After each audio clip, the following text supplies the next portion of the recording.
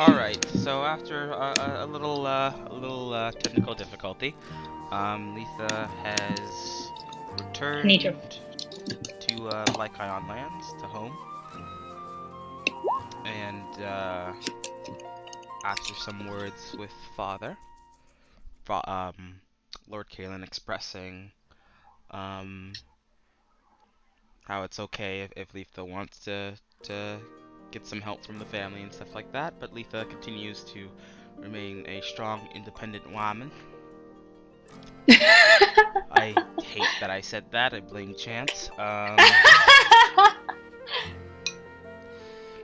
And is now rolling to persuade and has gotten a 32.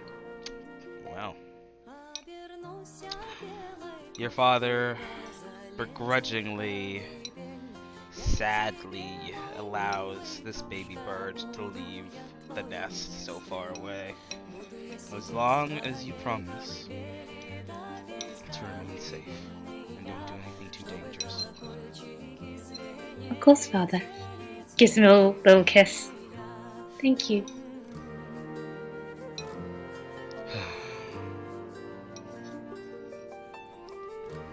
He sighs. And she says, and worry not, Father.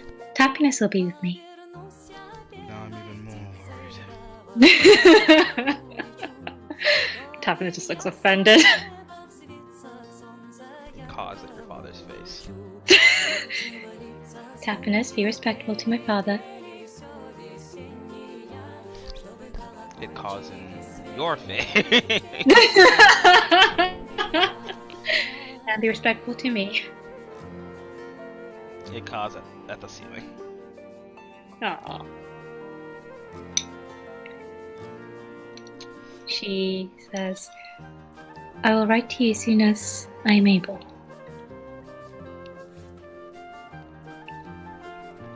I promise, Father, it'll just be a few months, and once I return, I will begin helping with preparations for Lord Castleton.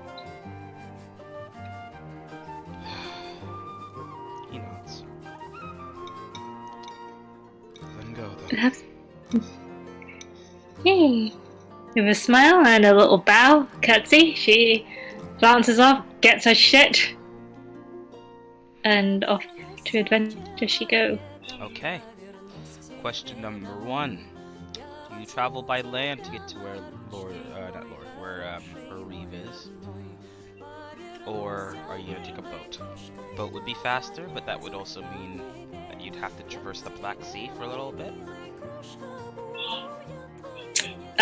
Well, she just wants to keep him waiting, so she'll go by sea. Okay, roll me a D100.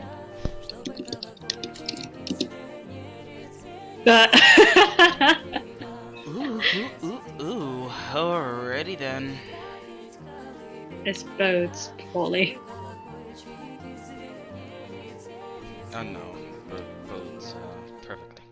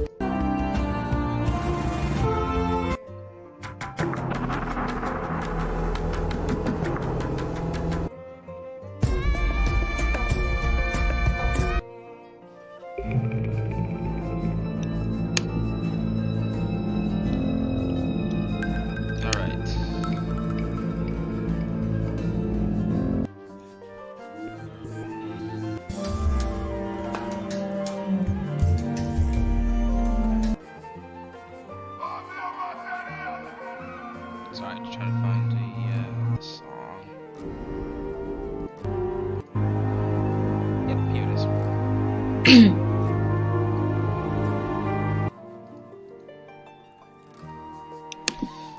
Just gotta create a playlist for it quickly.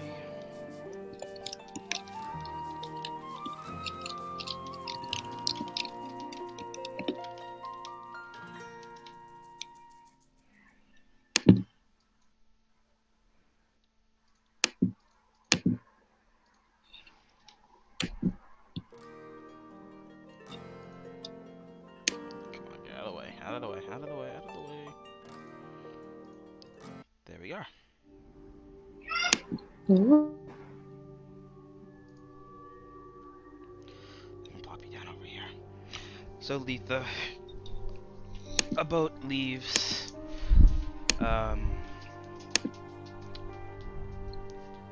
heading for the port within House Quellenlands, lands actually, that Oh, Reeve will be wonderful. using.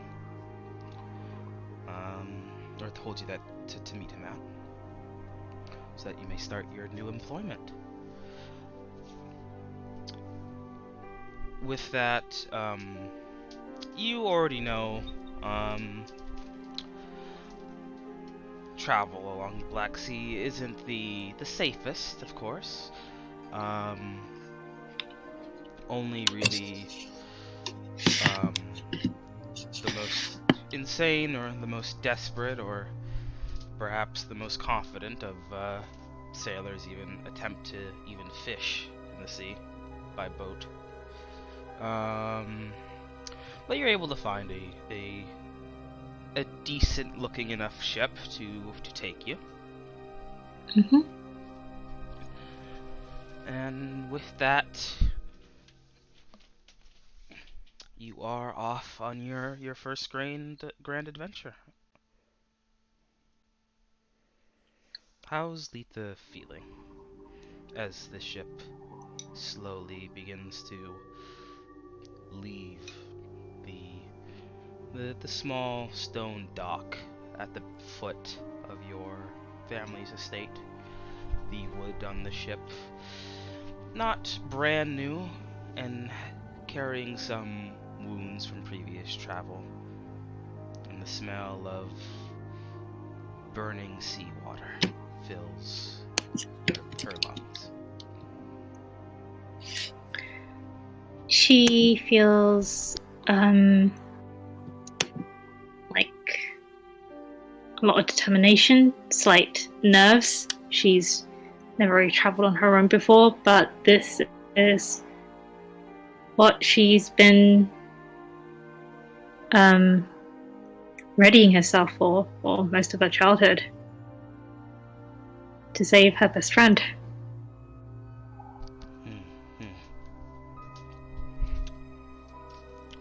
Alright then. As you travel, you get to about here. About right there. As you get an even closer view of the island that has always stood vigil and be able to be seen outside of your estate's windows.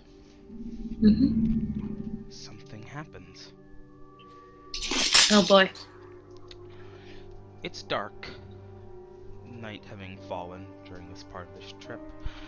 Many of the lanterns on either side of the ship have been turned on to give some light as people walk about doing night duties, such as, mostly sailing.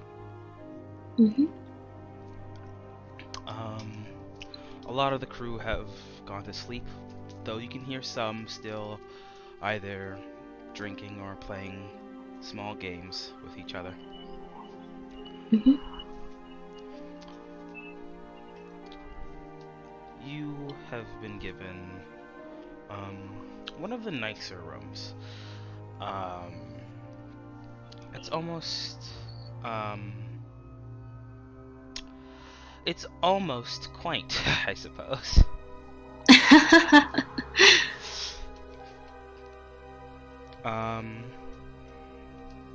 It's not the grand captain's quarters that you've read about in the stories, but it's not the worst that it could have been. There is even a small desk for you to do whatever writings or readings you wish to do. Mm-hmm. You even have a small window. Oh. Tap is allowed inside as long as he's always on your shoulder or touching you. And if anything Yeah, catches fire, you'll have to pay. that's understandable. I accept those terms. Otherwise, there's a perch outside he can sit on. hmm But it's during that time where there is a tap on the glass. She looks. You look, and you see nothing but the ocean, the Black Sea. And you begin to realize, yeah, I am looking at the ocean, the Black Sea, but it's different. It's shaped now. You know for a fact that where this window lies, it's a bit higher than what the waves would be crashing against it. It's higher than you'd be able to even see the Black Sea right up against the window. Yet, there is this strand of the sea that coils around the window in a corkscrew-like pattern.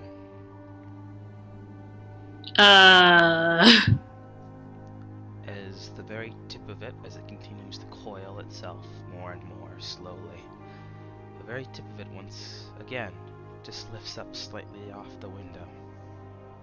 And then pum, pum, pum. Letha slowly gets up her chair and backs away. Is Tapness in the room with her? Yes, Tapanas can be in the room with you. She holds Tapness to her chest as she slowly backs away to the door. As you begin to back away, the coiling gets not faster, but almost more aggravated. As the water used to be thin, very controlled as it coiled, kind of spreads itself apart now. Parts of this corkscrew pattern now intersecting with each other. And with each step you take, it again bumps against the glass. And the further you get, the more bumps it does. At first, with your first step, it's just another pump, pump, pump. And your second step, pump, pump, pump. By your fifth step, it's almost rhythmic now, continuous thumping against the window, more aggravated as you leave. She probably stops after the fifth step then, and does she know that there's anyone sleeping on the cabins next to her? Oh yeah, right outside your cabin is like the crew sleeping areas where all the hammocks and stuff would be.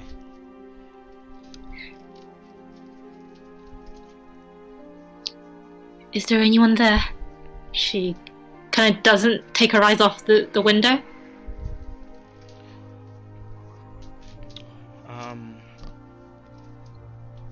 As you say that without taking your eyes off the window, the coiling stops. It changes shape again into the outline of a person.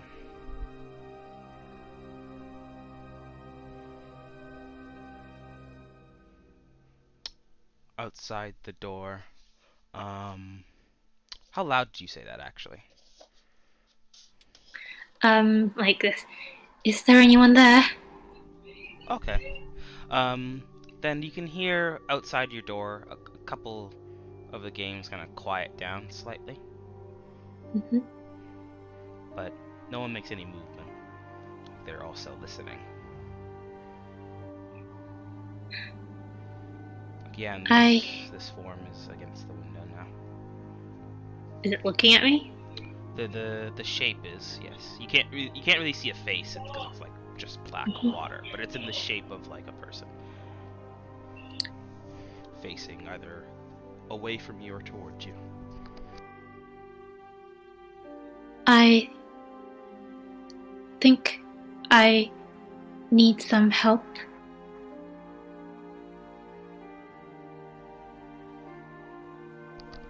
With that, there are a few footsteps as the door behind you opens. And it almost feels like the light in the room is snuffed out for just a moment. It almost feels like you blinked.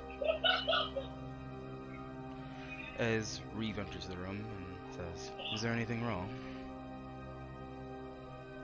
She doesn't take her eyes off the window and simply points.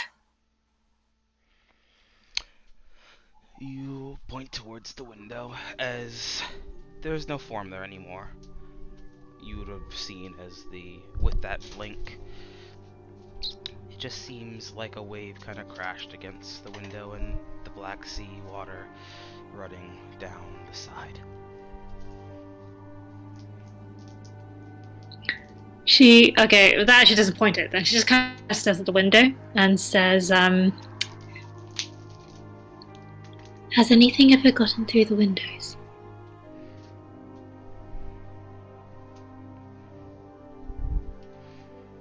Oh wait, sorry.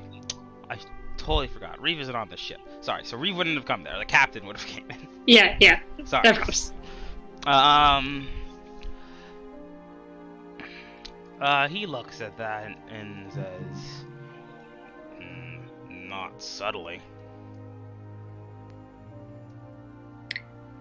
Well, this wasn't being subtle in the slightest. Oh, well, what I mean is that there'd be a loud crash and a bang if it got through. Okay, so it can't get through. This is fine. It depends on what beast you're talking about. Did you see something?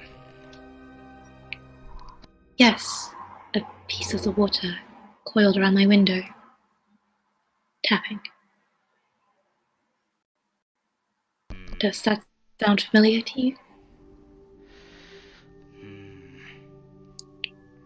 Yeah, I've heard of it a couple times. Haven't seen anything like that myself.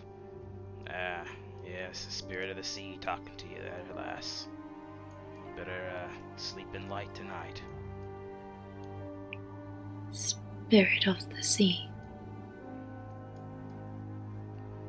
Is it aggressive?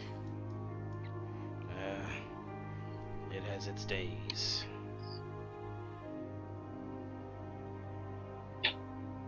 Oh. Thank you for coming to assist me. I'm sorry if I bothered you. It's fine. Not the worst. I had to walk in on. Keep the candles bright tonight. Tap it ass! And he'll begin to leave. And with that, I can let you roll a knowledge education. Nice.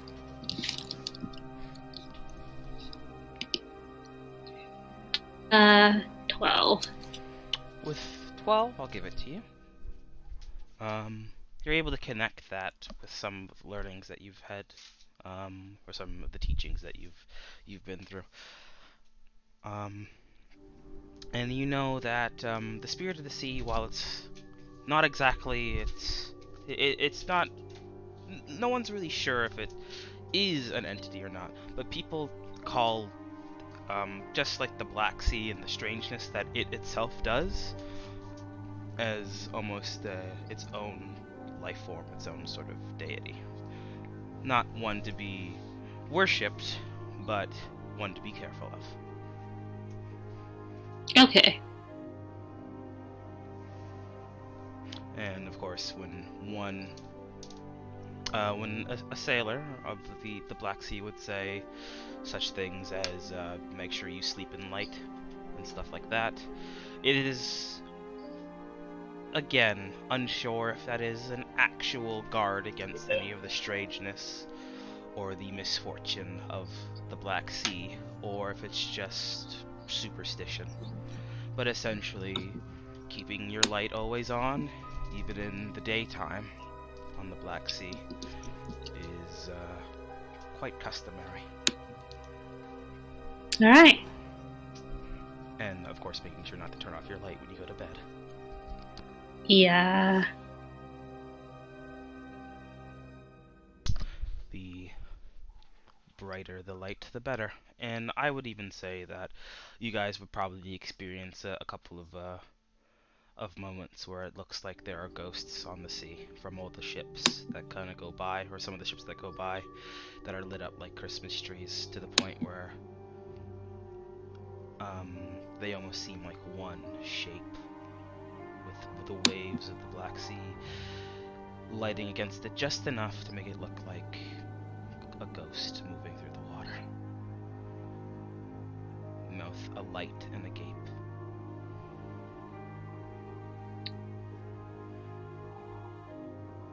Beautiful. Yeah. So there you go. With that, roll me another D100.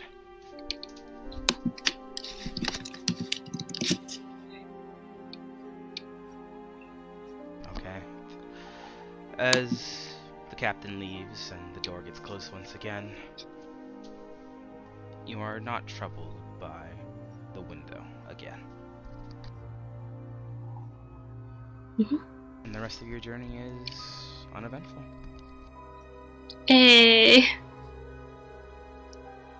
With that, give me one moment. We'll pause for just a second. I just have to quickly run and do something.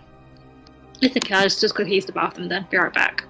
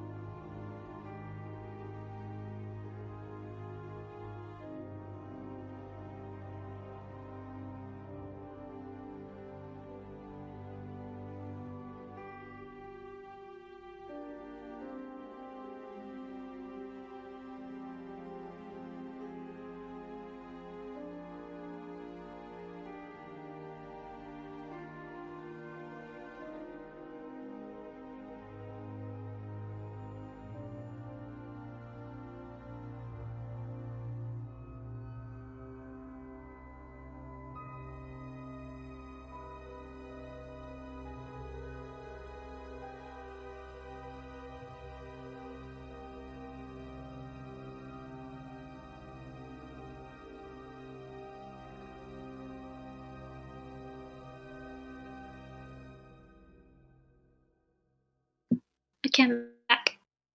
Okay, give me 1 sec.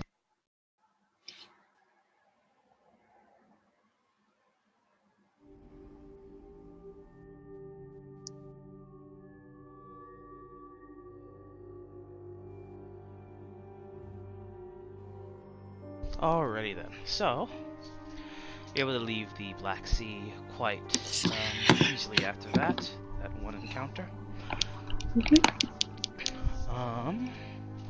Doobie doobie dooba. And you're able to reach Carlin Lands pretty easily. Of course, you step out along with some cargo from some of the ship that the ship was also carrying. But you're able to pay them for travel, which is only going to be the Black Sea, but they were going that way, so they probably charge about 3-4 silver. Okay, give me 1 second then. Let me just...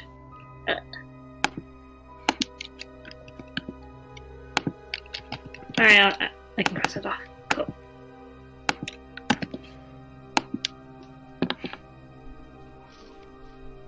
Okay. And when you get there in port, a Reeve is waiting for you. She steps off with the little trunk of belongings and happiness on her shoulder and approaches. Mm-hmm. He gives a bow, of course. She gives a little curtsy. Lady Lycaon. Reeve. A pleasure to see you again. The pleasure is mine, and my thanks for hiring me on such short notice. It's alright. How could I turn down such an offer from my better? Now then, are you ready? Yes, whenever it is convenient for you. Well, I hope you still have your sea legs then, and you're not sick of the ocean. We'll be leaving immediately. She nods and follows wherever he goes. Mm-hmm. He leads you to a few ships, each bearing the same colors of the mercenary company. Um, very close, very closely related to Einbeck's own colors as well. But modified just enough to be called its own thing. Mm-hmm. Um,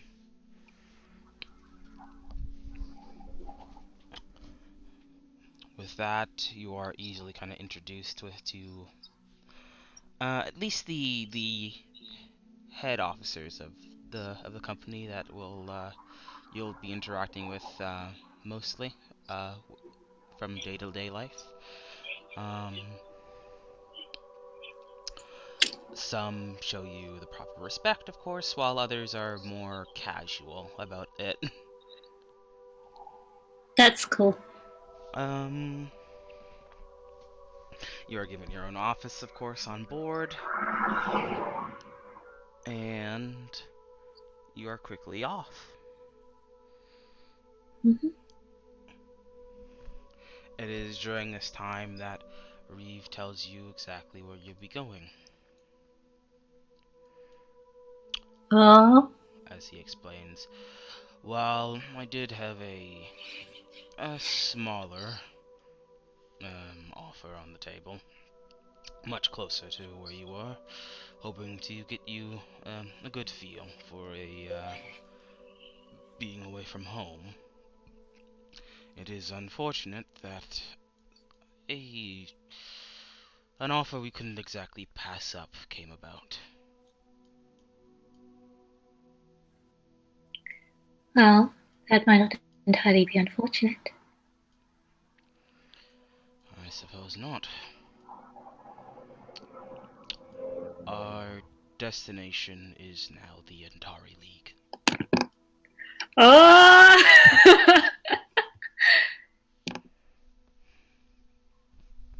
She nods and says, how long will it take us to arrive?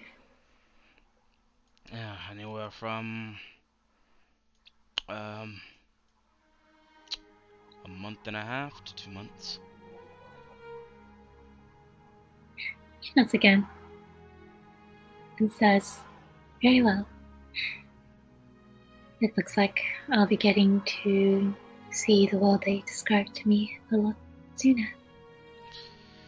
Oh, no, no, nothing as brazen, but perhaps something just as grisly. Oh boy. I really wish I did buy the pin. I just didn't have enough gold. With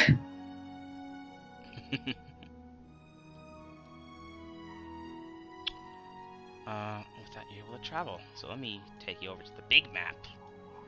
Down over Yeah. here to tell you where you be stopping off at. You travel, sticking to the coast mostly before leaving those waters. You get a nice brief, well, not brief because it takes about a day to get through the whole thing, but you get a good look at what the Empire of Terra's coastline looks. You can see the many kind of jagged coastlines that are revered for being so defendable against naval invasion.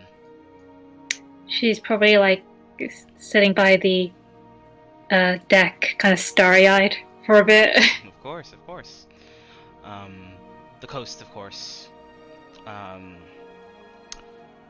while sharp and jagged, seemingly, you can just almost kind of feel that these are much harder than any normal stone. As I'm not even going to make you roll. You know the theory, of course, that, or not the theory, the fact that the Empire of Terra, the land at which it is made upon, was the center of the star that created this world. Mm-hmm. And also, while you have that to look forward to there, on the other side of the ship, as you pass through this area, you can see the shores of Takara, or what used to be Takara. Hey. The area of scientific improvement and innovation for all of Cadenstella. Mm-hmm. Where the brightest minds go to research and innovate, and where any ideas for innovations get sent to be either approved or brought to life. Nice. It's with that, after a couple more long days at sea, that you land at the tip of the Antari League.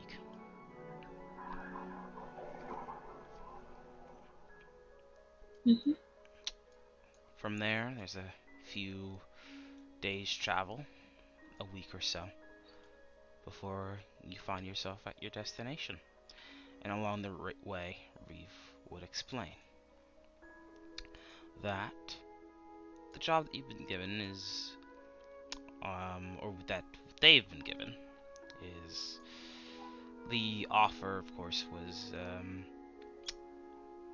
extremely generous, as it appears that their job is to protect a family that is in a what is the correct word? It's in a part of the city where most older influential members of society kind of retire to, Mm-hmm. filled with noble families, retiring homes and getaways, um,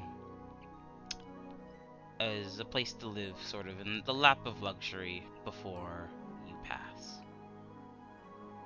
Right. Where's the catch? Well, perhaps you'll be able to find out more then. Mm.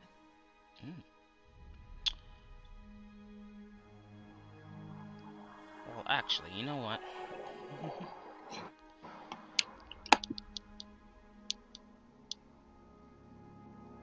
Yeah, roll for me a knowledge, education, or streetwise. I'll go education. I will take an 8. It's 8. Mm-hmm. Ooh, oh, okay. That is actually not enough. No. Which makes sense. This is knowledge that would be for a foreign land. Uh, but Reeve, if you ask Reeve, he can explain to you a bit more. Mm-hmm. And he would explain that the area in question, or the lane, is called Woodbury. Woodbury Lane um, has is of course home to the city's oldest and wealthiest and most influential families. A quiet, well-patrolled row of gated villas and manors, pristine haven away from the bustle and grime of some of the wider cities, and of course the residences of nobles waiting to pass.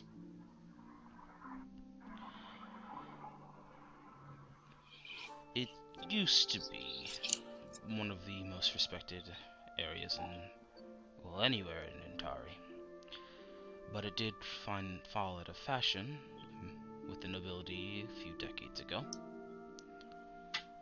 Only really by the grace of nostalgia and the thinnest veneer of respect for the aged inhabitants do these poorly kept estates linger, their residents sinking into ruin as surely as the homes. Why did it fall out of favor? Expansionism. Well, expansionism, other goals, intrigues, and plots. Oh, and many other reasons, most likely.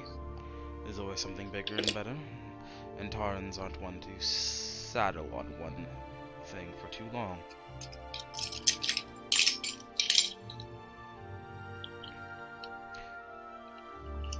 Though it was created during a more trusting time for the Antarians. A time where you could put all of your loved ones in one area of one city and be completely fine with that fact, and not have to worry about someone trying to kidnap them for leverage. This is now a common occurrence. Well, depending on who you ask, yes. What a lovely neighborhood. Well, the ones that live there at least are... well, I would say nice, but that was before the murders began. Over the course of about the recent 4 months, 3 murders have occurred on Woodbury Lane. All along with a rash of related killings elsewhere in the city's most respected neighborhoods. Numerous nobles and aristocrats have simply disappeared. All this is attributed to a bloody-minded boogeyman, who, thanks to his penchant for cutting the throats of his victims, came to be known as the Woodbury Slasher.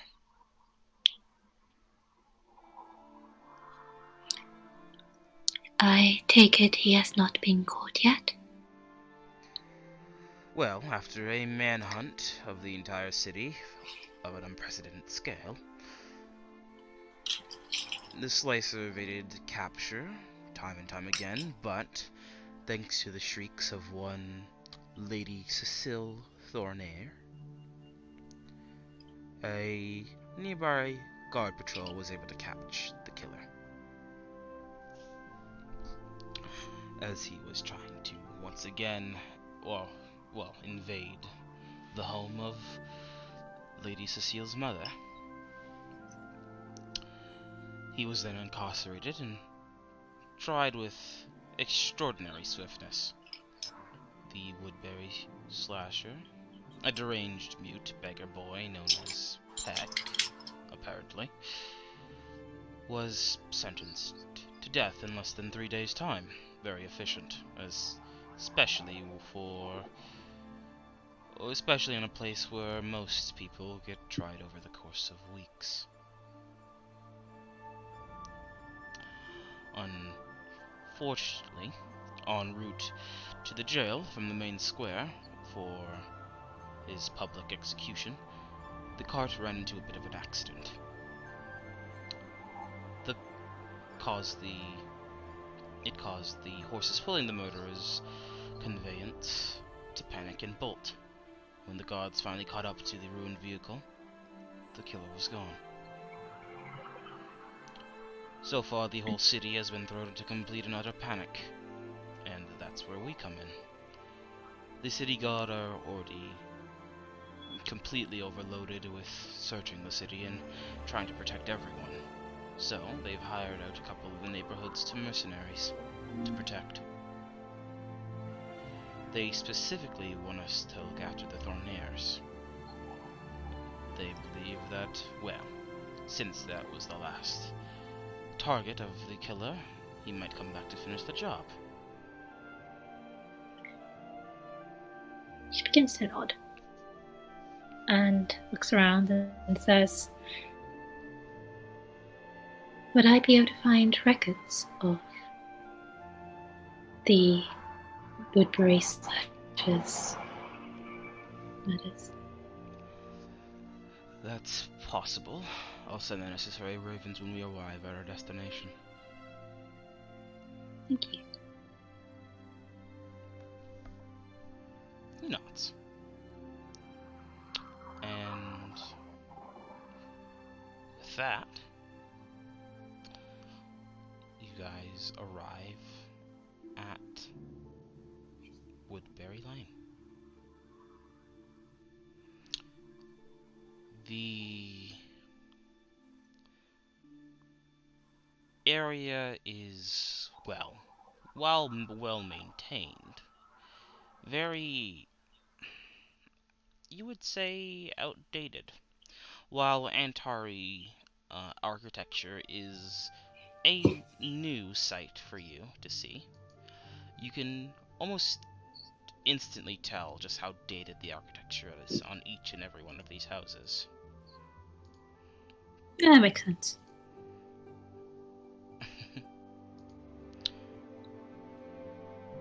With that, you are led down the lane as, with the rest of Reeves' troops, fan out and begin being delegated to patrol routes or houses to particularly watch, and other things to keep an eye out for.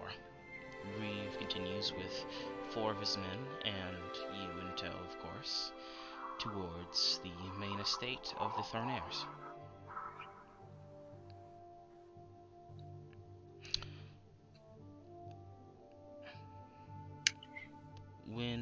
Sorry, continue. Are there like common courtesies and greetings in the entire league that I know? That you know. Let's see.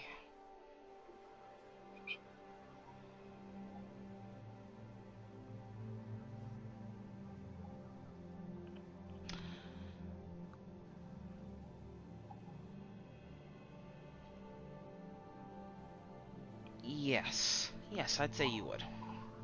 Okay. It'd be simple enough. That being, that when meeting someone, it's courtesy that, at least when meeting someone for at least the first time, that you don't bow or do anything. You do slightly incline your head towards them, and hold out your palms towards them before turning them over to show the back of your hand as well. I got nothing to hide. Yeah, pretty much. You don't have a murder weapon on you. That's interesting. Well, she'll make sure tap is on her shoulder so she can do this right. Of course.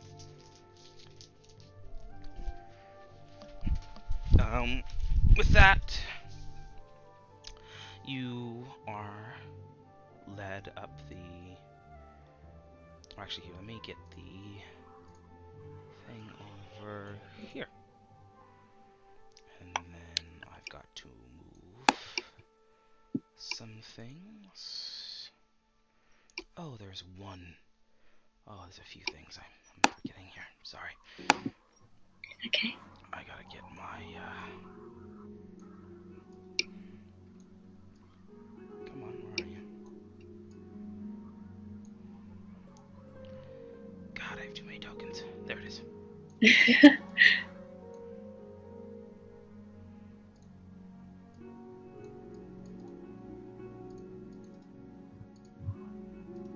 Alrighty then. Do we still... Yep, still recording. Okay, cool.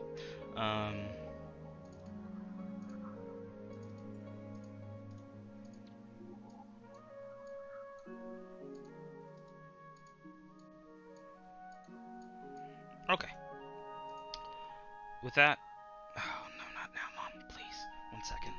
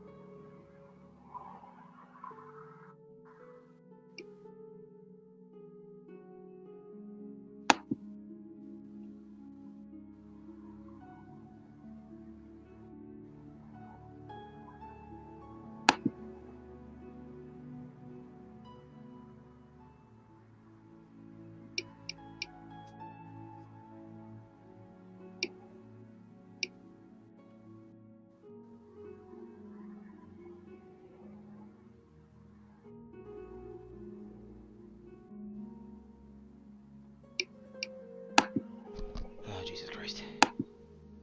You okay? Yeah, I'm good. Here, I can move you over here. Kaploop. Hey.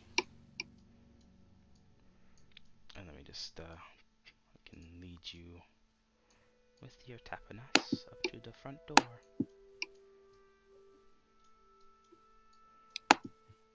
Yeah.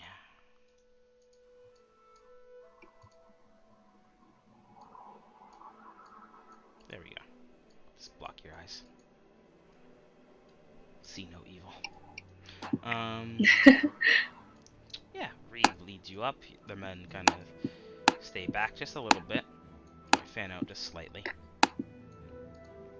As he knocks on the door. And within a couple of seconds, someone answers. As this man simply opens the door and looks at either of you.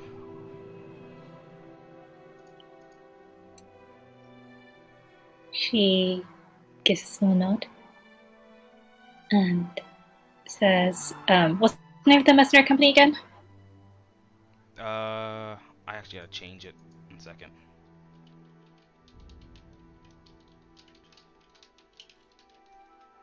If I can just search through my notes.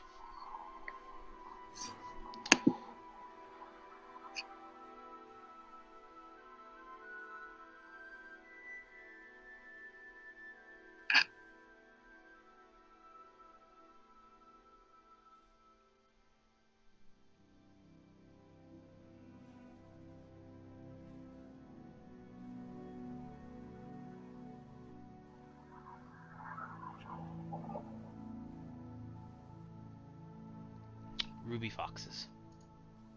The Ruby Foxes. Okay. Actually, she looks to Reeve to see if he wants to lead. She doesn't want to, steal his thunder or anything. He sees that, gets like the slight bit of a smile, and then, well, why don't you go first then, my diplomat? Gives a small smile back and says, the Ruby Foxes at your service. She does a little gracious nod and shows her hands. You do that. You do that, and let's see here.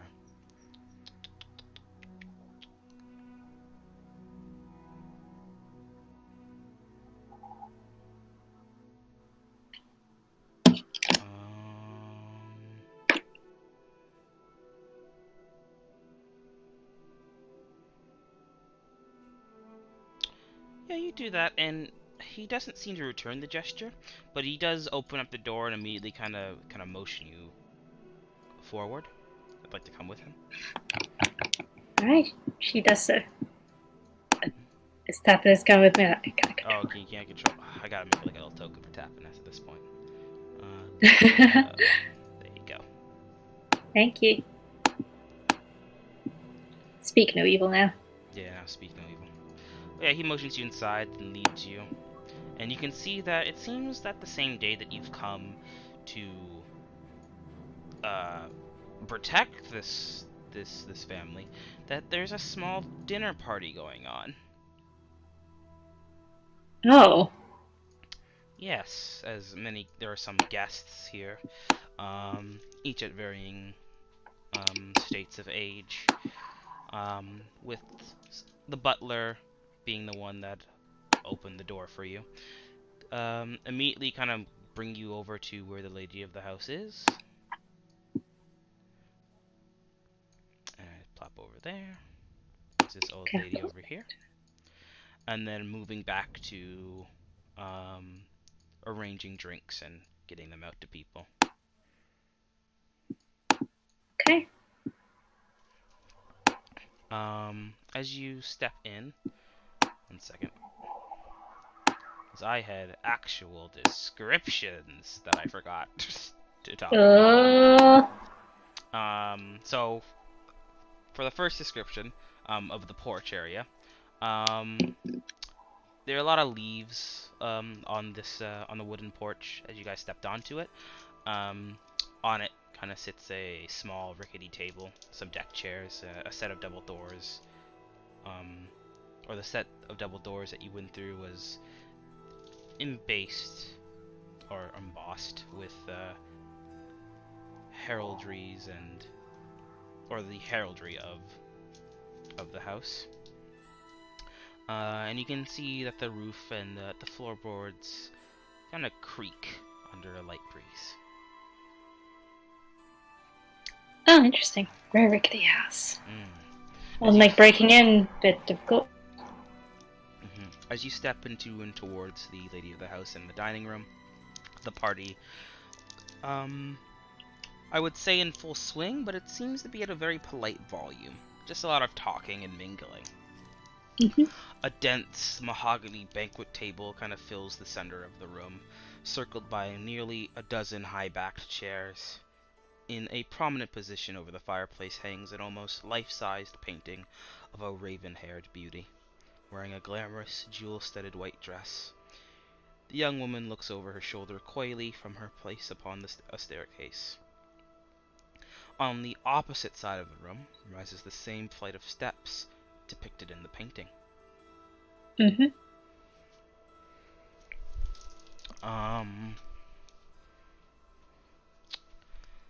But yeah, with that, the older lady gets out of her talk to regard you and Reeve and Tapadas, of course.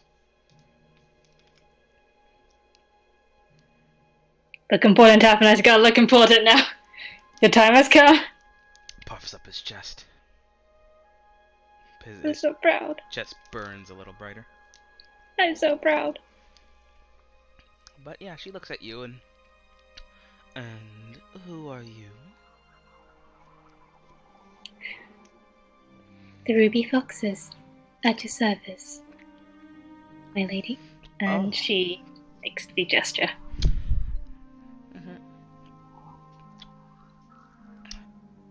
She doesn't actually return the gesture either, as she immediately kind of goes off into a smaller. Oh, those mercenaries that the city were sending to protect my family.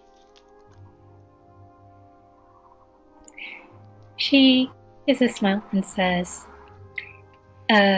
yes, that'll be our role here for the... I don't know how long we're meant to be here for. Until the killer gets found. Yes, that'll be our role here until the Woodbury slasher is brought to justice once more. Oh, the state that our city has come to. Well, do you want drinks or anything? We can join in the festivities for a bit, and then after this is said and done, I can show you what areas that. Yeah, no, I should say that. I'll show you around slightly. or at least give you my full blessing to protect us. Your support will be invaluable to us. Of course, of course. And with that, just kind of turns back to one of the conversations. Mm-hmm. Um, this woman here does kind of poke in slightly and says, "Oh, don't worry about my mother. She is probably a bit, or she's a bit more distraught than she lets on to be. Thank you very much for coming." That's not a problem. Thank you very much for inviting us into your home. May I have your name? Mm, my name's Cecile. Ah, Cecile Thornaire. And she does do the gesture. hey, finally someone. She does a gesture back and goes, I am Letha Kyle, and this here is Reeve. Is he still Reeve Ironback? Just Reeve. And this is Reeve. I mean, He'll be in like in a formal setting, it's just Reeve. okay. And this is Reeve. He'll be leading protect the the protection around your home.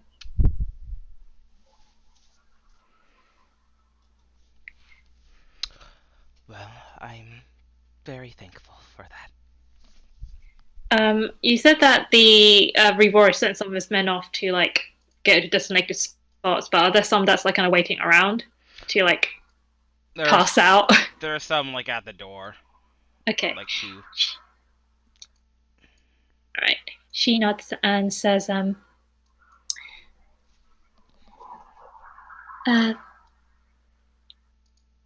will you be occupied for the rest of this evening? She says, kind of looking over at the table of all the peoples and stuff.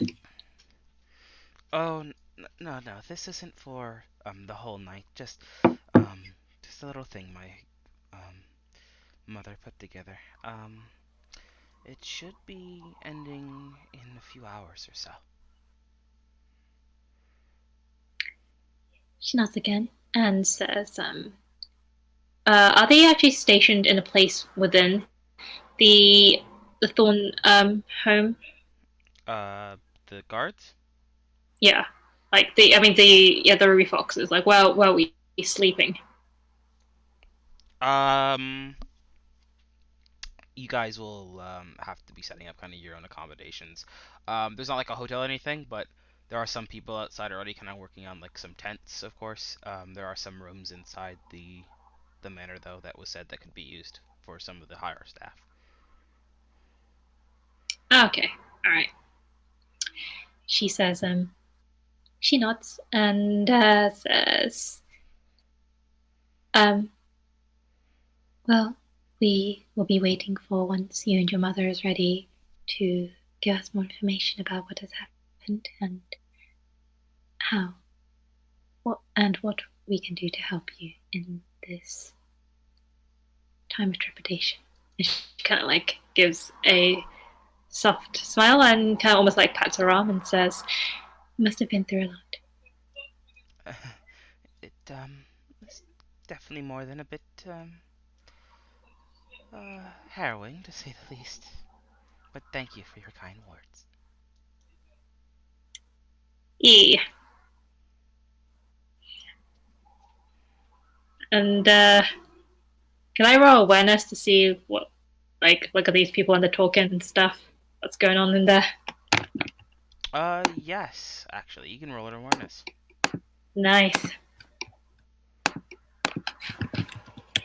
As Reeve kind of nods towards the kind of like a good work, and then kind of moves like one of the corners to like look around as well. E. I guess it's logic. 11. Okay. With 11, you can both see and hear a few different things. Mm-hmm. Um, You can see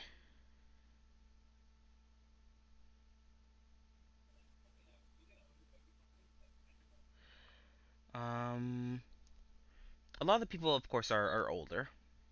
Hmm. Um, though there are many that are slightly younger, or there are a few that are younger, or definitely younger looking than others. Um, you're able to pick up a few things. One, there is a man um uh, named Jedrico Tragar. They are wearing actually the colors of the Imperial Bank of Terra. Oh.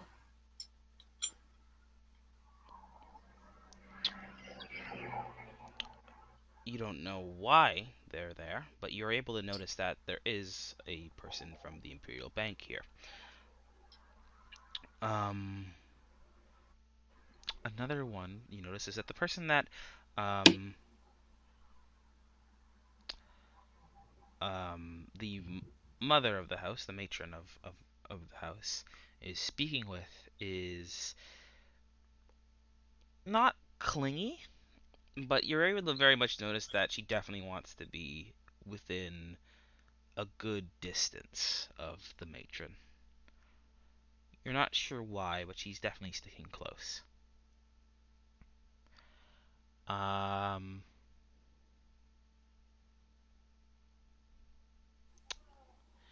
and another one you can notice is a small boy, or a smaller boy, definitely the youngest in the room. Um, that looks very much, or you can definitely see the resemblance between them and the woman that is keeping very close with the matron of the house. Kind of off the side, kind of doing his own thing. Um, Along with that, as you're going through and keeping a good an ear and an eye out, you do hear something begin to sort of take place. Oh. hmm Um, that being that, as kind of the party progresses, Generico does begin to make a very blatant advances towards Cecile. He makes very blatant advances towards. Cecile. Oh. How's Cecile receiving this? Uh, uh,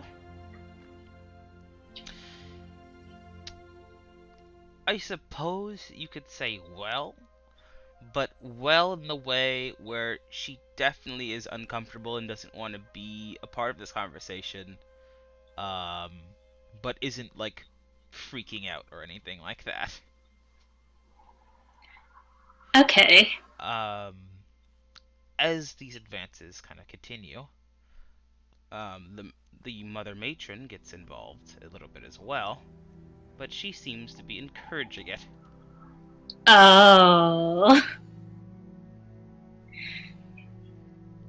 I see what's going on.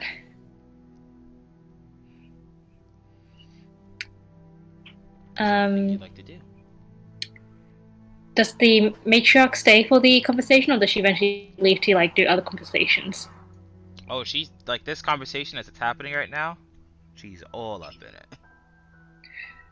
Okay. Uh, hmm.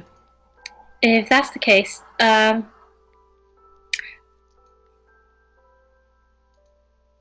the seal wearing? Is it like fashionable? Say it again. What's the seal wearing? Is it like fashionable? It's fashionable. Okay. Well, she approaches and says, "It's Lady Cecile, right? It would be Yes.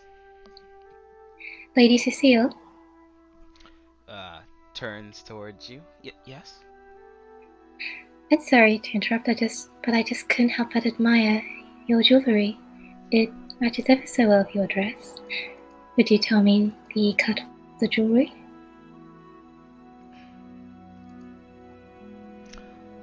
Huh. Interesting. Um, with that, Cecile like smiles very slightly, um, and does like start talking about that instead. Mm-hmm. Um, but the matron mother, of course, pokes her head in again with a Cecile, before you let others this way, do you know how rude it is to ignore someone's questions and just go on to someone else? We still need an answer, young lady. As she gets kind of slightly pulled back, and is like just looking between this, like, oh my god, someone save me. Huh. As now you have the matron mother eyeing you. She Letha simply gives her a very pleasant smile back, and she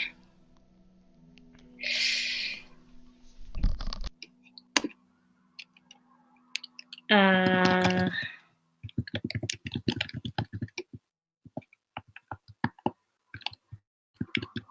hmm.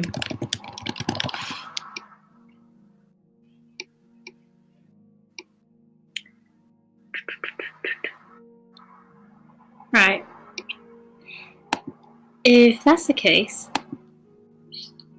let me think. What is she gonna do? Hmm.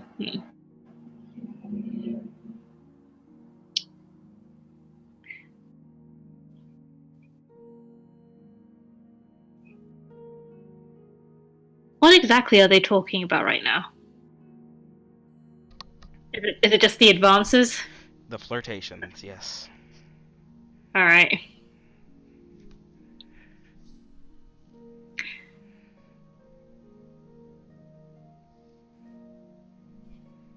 Hmm.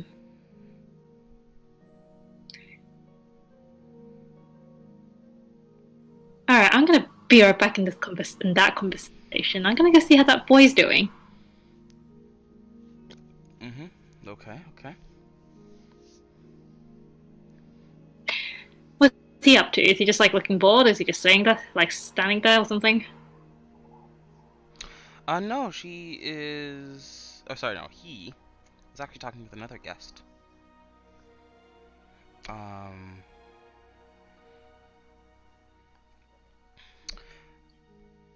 and yeah, you know, looking bored, but he has begun speaking with another guest. With your awareness from last time, I'll say you can hear they're talking about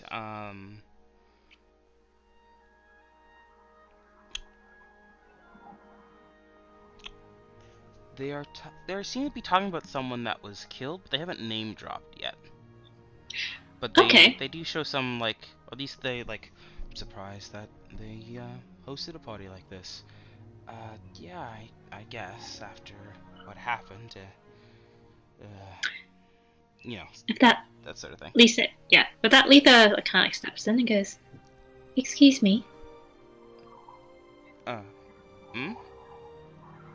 She smiles and says, "I can't help but overhear. Are you talking about someone involved with the Woodbury slasher?" Sorry, I don't know why I paused that. I can't remember Woodbury. I was like, No, Woodbury slasher? would be Slasher, Woodbury Slicer, one or the other. Okay, yeah. Um, with that, when one of the two goes, "Oh yes, yes, yes, precisely." You said that you were surprised that someone threw a social event after encountering the slasher. Would it be the Thorn House themselves, or has someone else been trying to distract themselves from what has happened? Ah, yes,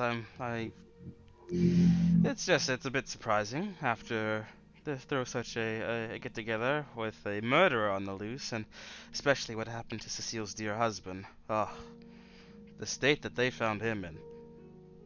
Her husband. And just so you know, he's not being tactful about this at all.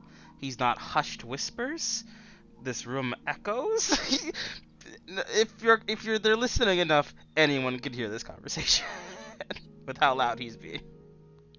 Well, she speaks even more softly, kind of like, you know how that thing, if you start whispering, someone else starts whispering as well, kind of thing? Mm-hmm.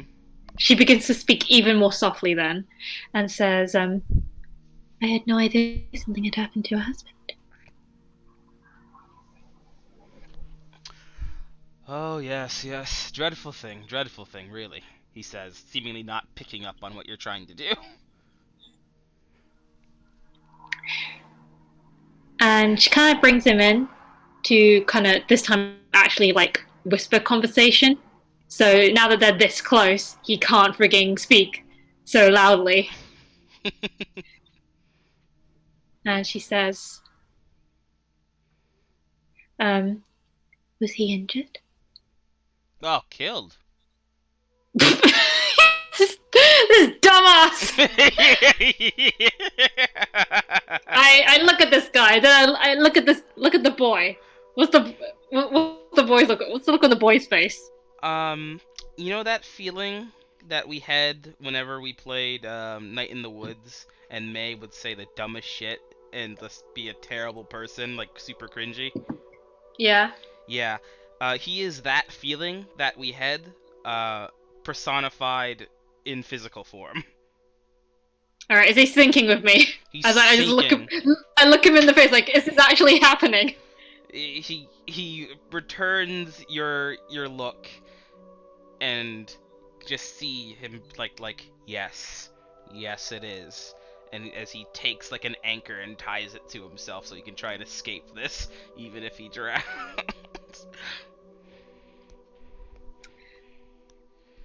Okay, as she nods and says, um, "Well, that's most dreadful to hear." And that she kind of then takes a step back almost, and kind of purposely bumps her arm into the boy whilst holding her cup, and goes, she didn't spill anything, by the way. She goes, "Oh no, I'm so sorry. Looks like I spilled something on your shoulder."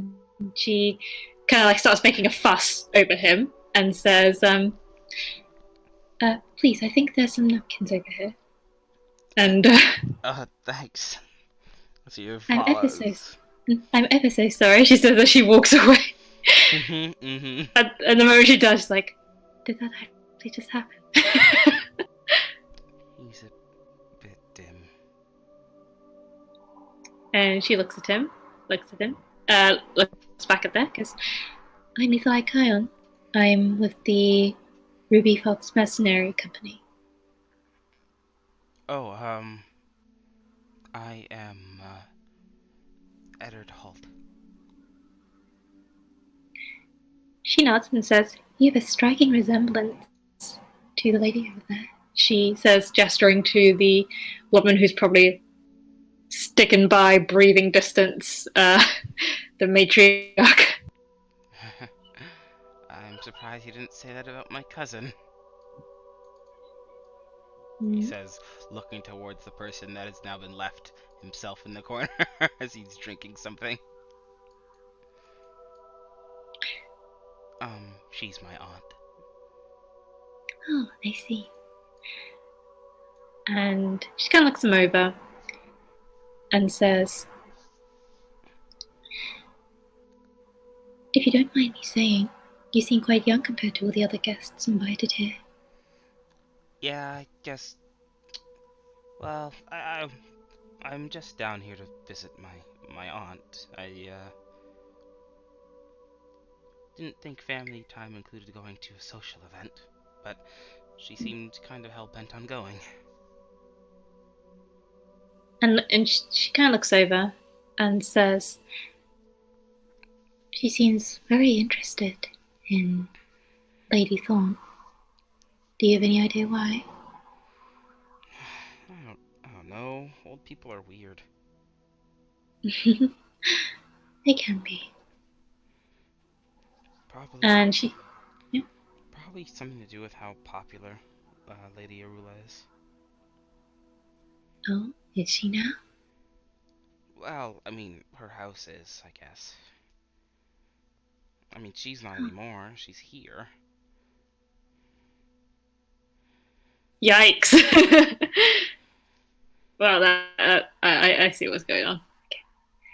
With that, she gives a small nod and says, "Then you are not from the Woodbury area. No, I am not.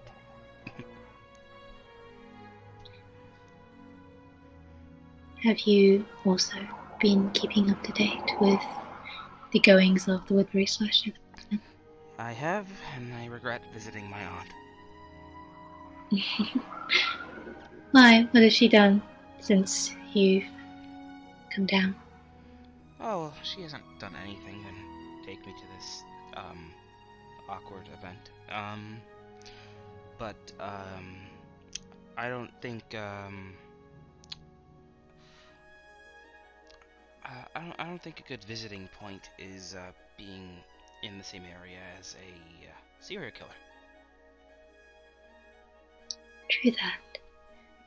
True Well, dat. sorry, you know what I said. Yeah, True yeah, that. yeah.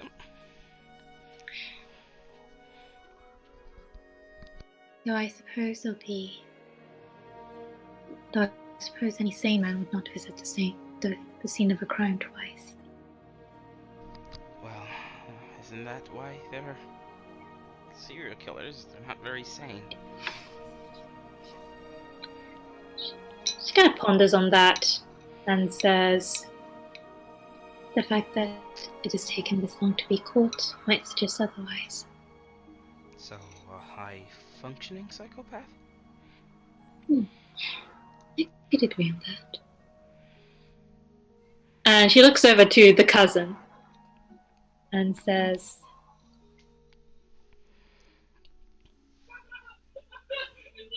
"Has he always been slightly socially dense, your cousin?" Yep. He's an idiot. With that, the wheels are turning. Is is the matriarch like at all looking at Letha's direction, or is she like engrossed, invested in the? She's invested. Okay, all right. This is what I'm gonna do. Oh, here it comes. Here it comes. All right. With that, she gives the boy a smile and says, "I need to quickly go do something. Do you mind?" Bored of me already. "Not at all. But you've been a great help to me." Right. Well, be careful. "I will try. Hopefully, I can make my way back and hear more about you." And she walks on and goes back to idiot cousin. Idiot cousin is eating grapes with a toothpick. Very dainty. And with that, she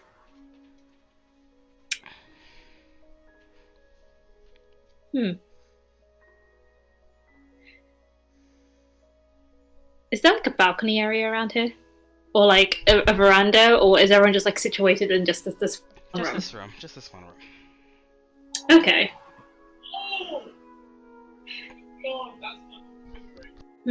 I walk up to him, and is there any way I could take stock of like anything that this cousin is interested in? Just by like if he's wearing anything in particular, or Well, he's eating grapes, so he loves grapes. No, joking. Um, roll an awareness. I don't know if this is logic or not. No, just an awareness. 14.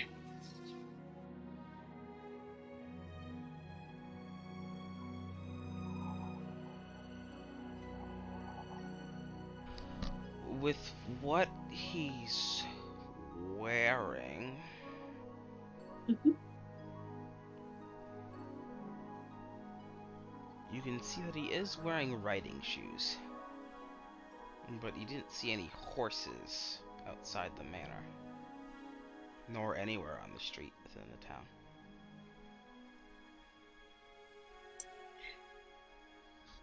Okay. Alright. With that, she approaches and says, I can't help but notice, good sir. Hmm? You're wearing riding shoes, but I see no horses outside the building. Oh, well, yes, of course. We have a small a stable outside the city. I frequent. I see. Are you an avid rider then? Oh, I definitely do love to ride. I'm very lucky that we uh, we still have some of the few horses left in Antari. She begins to nod eagerly and says, Yes, they are beautiful creatures. Does that mean you get interested whenever there are horses available in the area? Well, they've become such a rare commodity nowadays after the fleet sunk. But I mean, I'd always love to add to my collection. With that, she kind of looks and goes, Well, that's the benefit of social situations like this, isn't it, sir?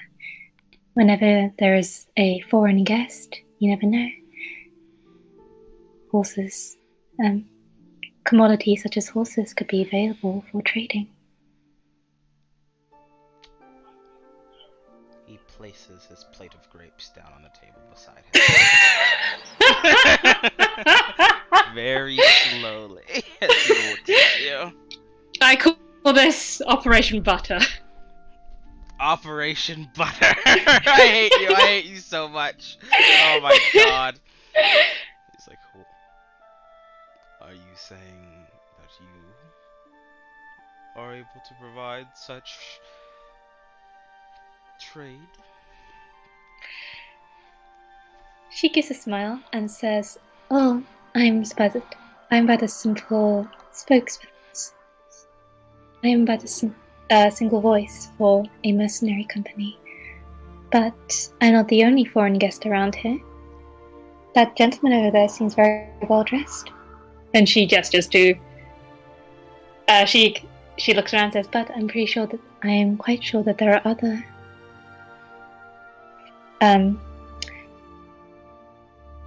rich foreign men here that you can speak with. He looks. From lands where horses are aplenty and of very special breeds. He looks. He sees the banker. Maybe if they were well dressed, probably would have access to many horses, don't you think? He immediately walks over to the banker. That she walks away in a different direction.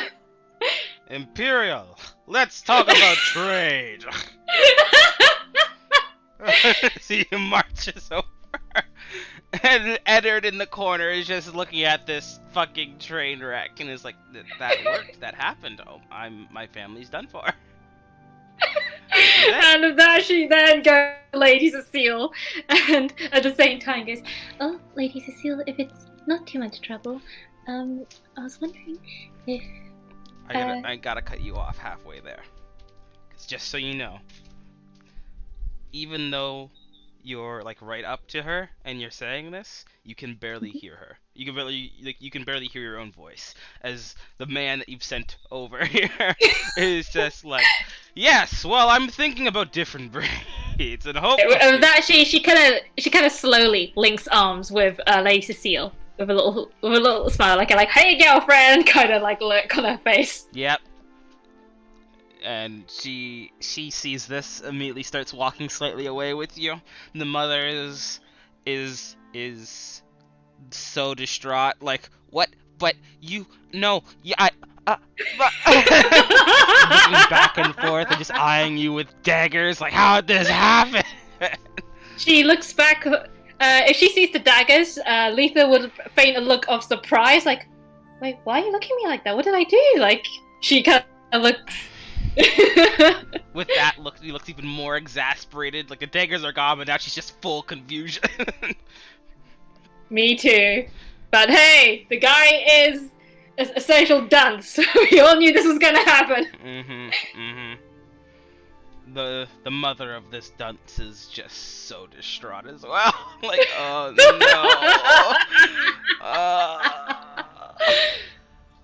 Hey, Letha's gotta watch out for all the girlfriends. Cecile definitely smiles. And once she takes her aside, she kind of whispers in her ear and goes, "I was not actually sure that that was going to work." Well, I'm glad that you at least attempted. Thank you.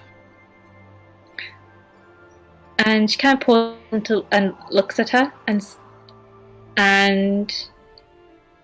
says, because the attack happened quite recently as well, wasn't it? It did?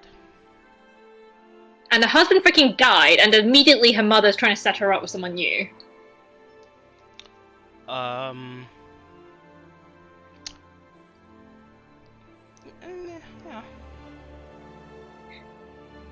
She kind of looks at her and says, "It's the first time that he has tried to, well, sway your heart." Oh, say that again? Oh, he? As in, Yeah. The banker. This is the first time I've met him, actually. Your mother seemed awfully encouraging. Well, yes.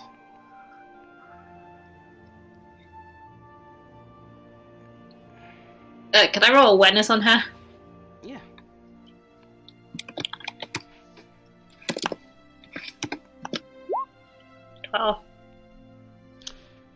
There's almost like a slight feeling of disappointment or dread with that statement.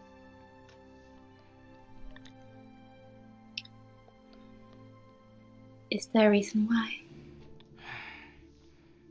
Never really did approve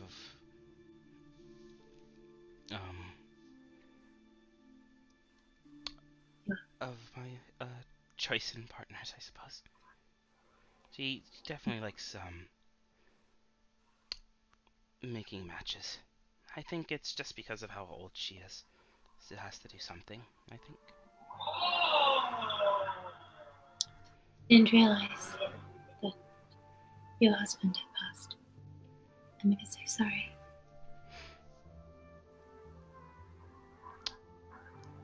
Let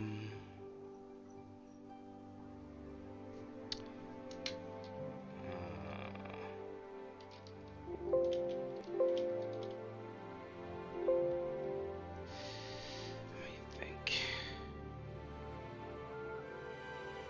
here. Sorry, give me 1 second.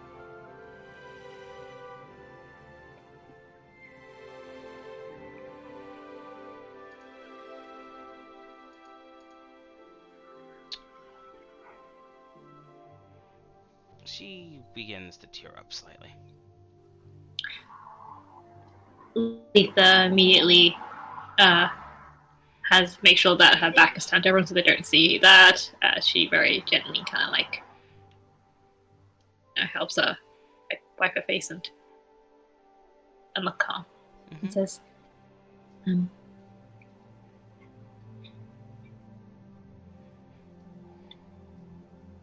she says,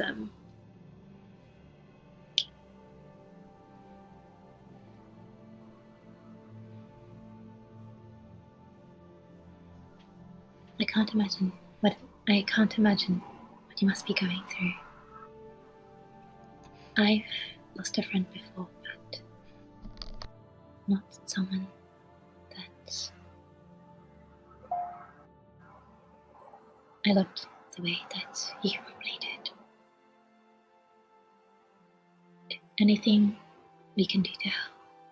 any extra information about what happened, about the person who attacked you and your husband? They help immensely. I can answer any questions you may have. Just please make sure we're safe. Of course. And she says, knowing how he got him, everything about that would help us be able to counter any attempts he may make should he consider returning to this area. I don't remember. I never saw him get in, but I did see him as he left. He went out through one of the second-story windows. And that's when I screamed, and thank goodness there were guards nearby. I can't help but notice the floorboards are at least on this floor and the porch. They are very old and creak. Are they the same upstairs? The exact same. Oh, thank goodness. I heard them creaking as he was making his way through the window. And that's when I went to go investigate, and that's when I saw him. What was he doing when you saw him? Where was he? Halfway through the window. Just climbing out. Did he notice you? He definitely noticed me after I screamed. And he ran. And he ran. But the guards were nearby and were able to catch him. How did he look? Did he look panicked? Calm? I wasn't able to get a good look at his face to judge his expression, but I would say he was panicked enough when he was sprinting down the street.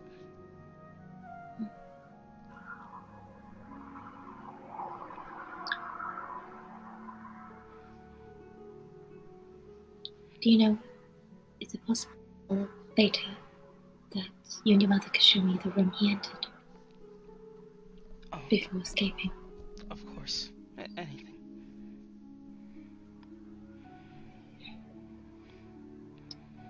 She nods and kind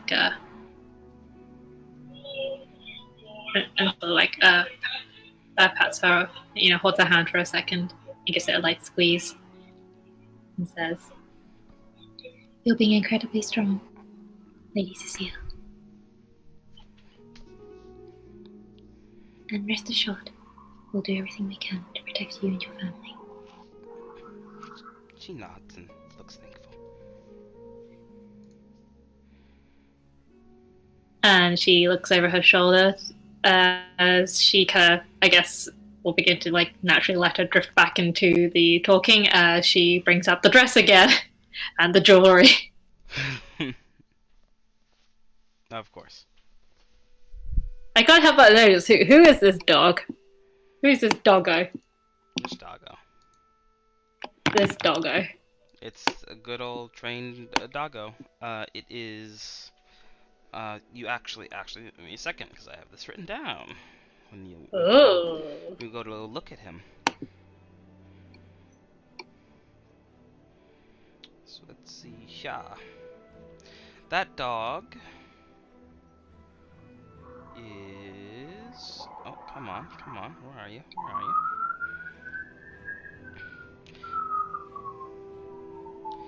It seems to be a very well-trained dog. He's just sitting on a pillow. He's been just sitting very pleasantly throughout the entire time you've been here, even as food is being passed around and eaten. He just calmly sits next to what you must assume is his owner, which is, of course, the lady of the house. Hey. Does he look old, the dog? No, mid-age.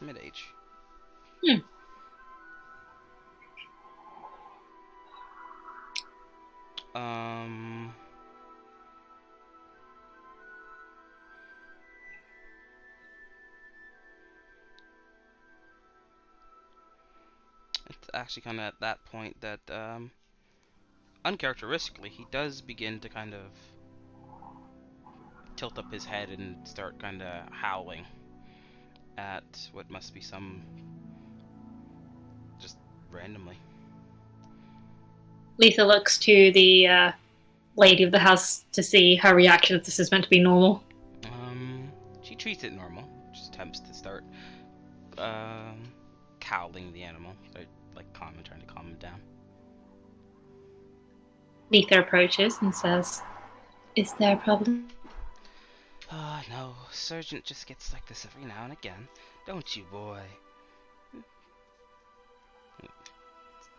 Sergeant continues to howl. Or bark. She looks around and says, "Is he like this with uninvited guests or strangers?" She says, kind of trying to look a bit self-conscious of herself. Oh, no, no. He just... Something must be on the wind or something, isn't there, boy? Come on, calm down for me. Huh. He keeps patting. I look at Happiness. And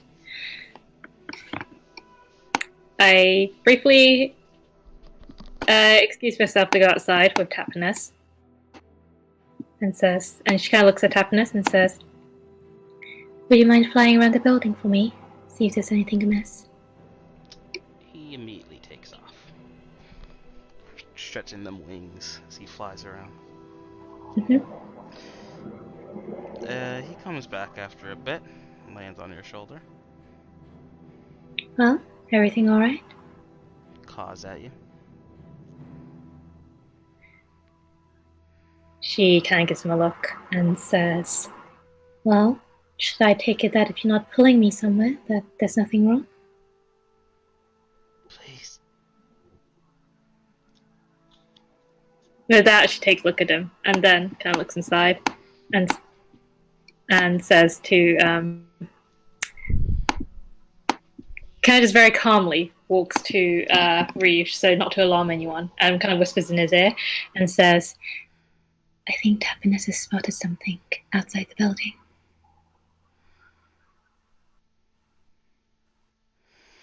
I'll have the guards take another look around them. She nods, goes outside, beckons to one of the guards standing around. Reeve comes out as well, gives some orders, and a patrol is quickly set up around the building and to begin investigating through the gardens and everything. With that, actually, as you kind of now get a full view of the garden, I can describe it. Ooh. I don't know if it's that good. I forget what I wrote down. No, I like your description so far, Han. This is cool. As you look at it, it looks like it's been maybe years since this manor has actually had a proper gardener.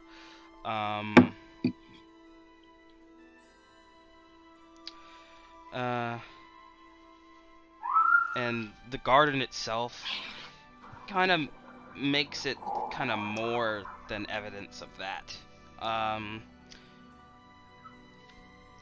The fountain inside, or in the garden, is completely dry. There are dead topperies. And you can actually see the shed kind of half open with, full of rusted gardening equipment. There's a small black coach kind of parked, which seems to have once served as the family's main conveyance, and has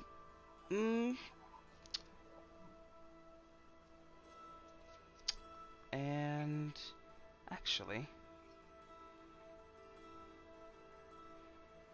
yeah, no, I can't give you that. I don't roll awareness for it, or? Depends. Are you going to investigate this, the coach that's back here?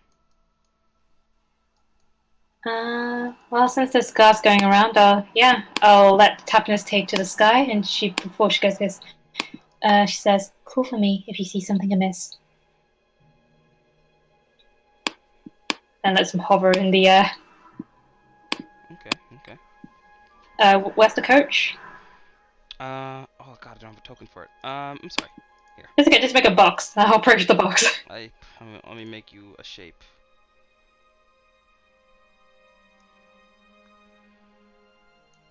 There. Oh, that's not a good color for that, huh? I'll make it in black. There. Hey.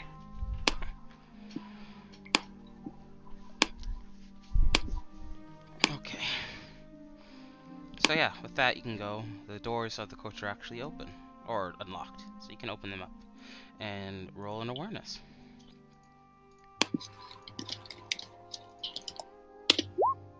19. There we go, finally.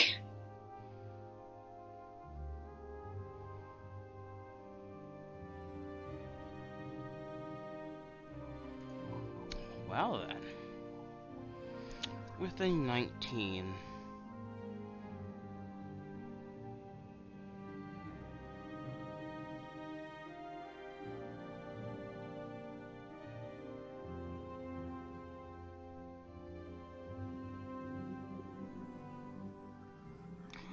With a 19, you can see as you kind of look through the interior, it's only as you think that there's nothing and you begin to leave that you see 3 long scratches in the wooden door frame. Oh. Each scratch ends with a broken red colored nail or fingernail.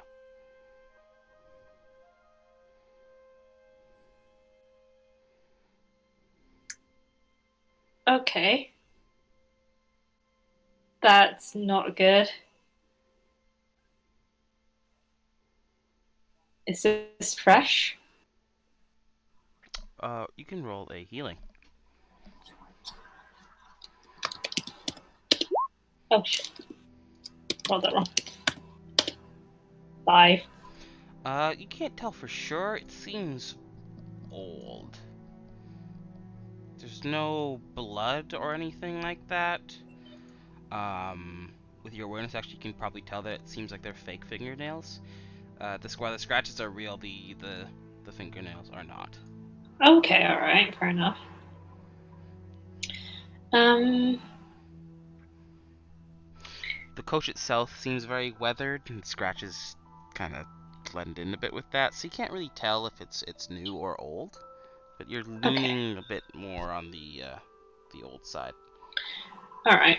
If I kind of like, um, curve my fingers to make a like scratching position and put my hand against it to compare size, how far apart are the scratches? I'm trying to see if this is like an actual woman's hand or like if it's a big person's. It's a woman's hands. It's about the same size as yours. Hmm. Is there anything else in the coach, or is it just those scratches? Those scratches. Just those scratches. Are they quite low on the door, or? About mid-sized. Okay. So is this on the inside door or the outside door? Inside door frame. Okay. So if it's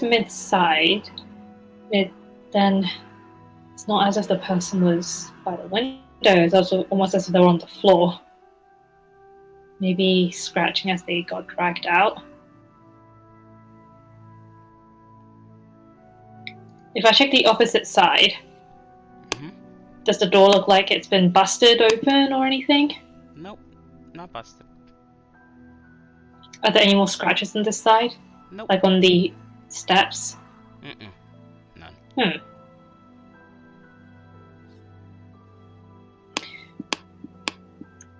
I pick up one of the fake nails, and I'm gonna take it back with me. How's Tappiness doing? Tappiness comes back again. Everything alright, Tappiness? He calls. She nods and scratches his head.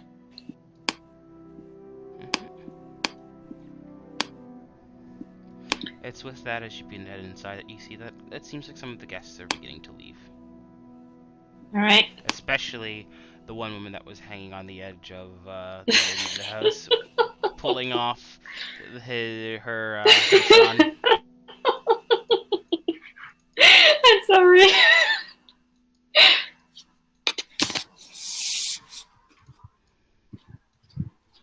And of course, the banker is last to leave. As with that As stage, they it's leave, empty. um, can I see them leave?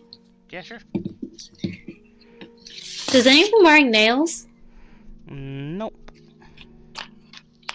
I mean, technically speaking, they're all wearing nails, but Yeah, you know what I mean, though. Okay. I can't help but think of that scene from Brooklyn Nine-Nine where Holt, in order to see if any of these officers had a scar on their hand, um, made them do a high five with him at a funeral home, at a funeral service, so you get a good look at it because shaking hands wasn't enough to see because of sleeves. my goodness.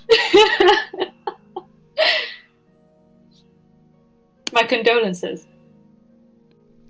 Up high. God. All right. Now here's the question: This is either Celia or Lady Thorn have fake red nails? Not on them. Hmm.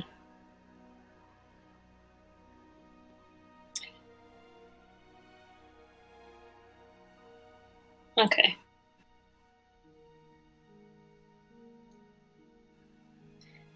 Um. Um, as you come in, and as the guests are Yeah. leaving, um, it's with that Lady Thornaire finally kind of addresses you and your boss properly. Mm-hmm. Does tell you like where the rooms you can sleep in are and stuff like that. Mm-hmm. Thanks you for your help, all that sort of stuff, and then kind of goes back to selling herself. To what? Settling herself. Okay, I thought you said selling herself. Like, wait, what? Yeah, no, no, no, no, no, no, no. Nay, nay, nay. So there was just a big pause as my brain processed. Um, actually, whilst I'm assuming they take us upstairs to show us where the incident happened as well. Oh yeah, Cecile can do that. Um, as Cecile does that, can I roll a possible deception on her to see if she's like holding anything back? That would be an awareness. Awareness, all right. 12. Doesn't seem like it. Okay. Um, if I then go before the lady retires, if I ask her if she possibly heard or saw anything, just for like information's sake, can I roll awareness on her to see if she's also holding anything back? Well, what are you asking her exactly? What's her first name again? Sorry, Uh, Arilana. Lady Oh, Ariana, sorry, not no, Arula. Lady Arula. Yes. Before you go and settle in for the night, I just had a question or two regarding the Woodbury slasher. And what about him? Well, I was hoping to see whether or not you had any details that was gleaned from the night of the incident. If you heard anything, saw anything. Well, it appears he was trying to get through our window when my daughter, or getting through, out through. That's my fuck up. That's not hers. It appears he was trying to get out through the window when my daughter saw him. She cried for help, and luckily a patrol of City Watch was nearby and rushed to arrest him. She gives a nod. Can I now roll the awareness? Mm-hmm. 11. Not holding holding anything back. It seems that's what happened. Mm. She says, um, the lady. God, I can't remember names again all of a sudden. Cecile? Daughter's name. Yeah. Lady Cecile heard him exiting your house. Did no one hear him come in? Well, I certainly didn't, but thank goodness that this house is as old as it is then. And to think people are trying to move me out of here. It comes up that it catches a killer. She then kind of looks down at Lady Ruler's dog and says, um,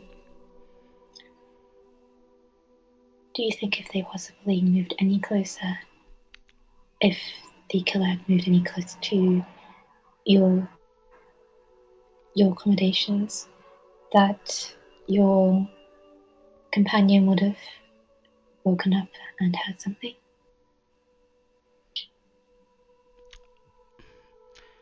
Well, oh certainly. He's very well trained. I suppose I shouldn't have them sleep in my room then any longer.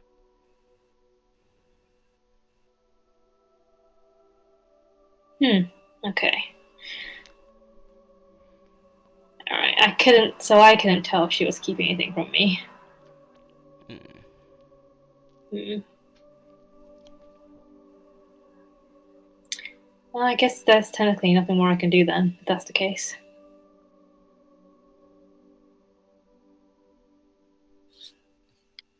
There's no point of intriguing if I don't think there's anything there. It's up to you. And we put it like that. How else am I supposed to put it?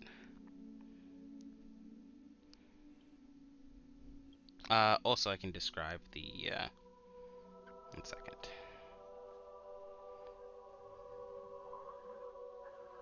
She goes up the stairs. And then...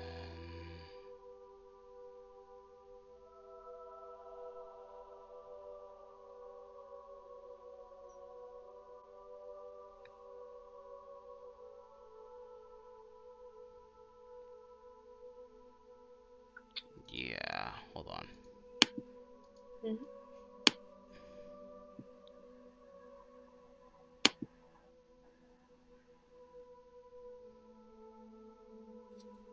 Yeah, okay, sorry.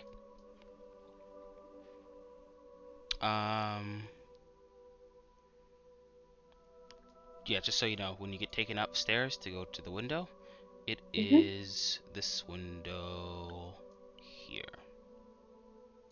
If I'm not, let me just make sure. And yep,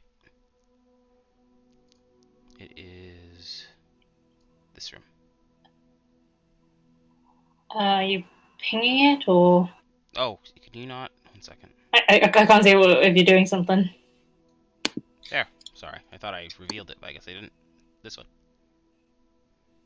Oh, okay, I see. All right. Okay, if that's the case, she might come back with this conversation then, like with further questions. But she's going to first investigate the scene of the crime. Mm-hmm. Alright, so you move up to the scene of the crime. Mm.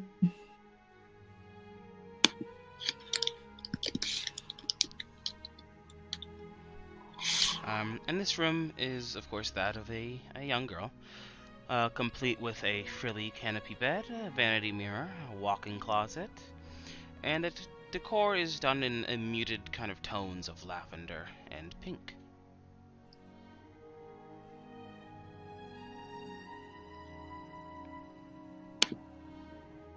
Huh?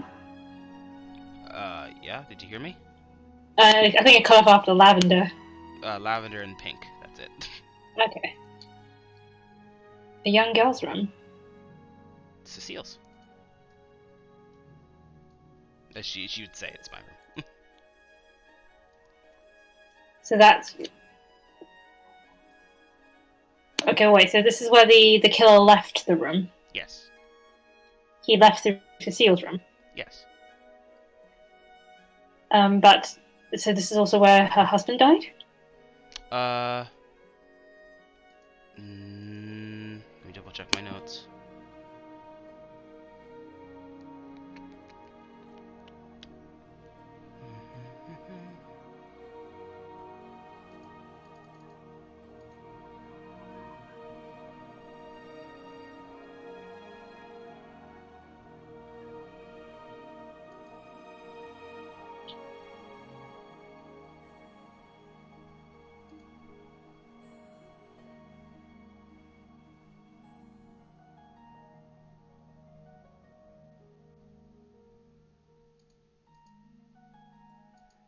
No, Michael did not die here. So where did he die then?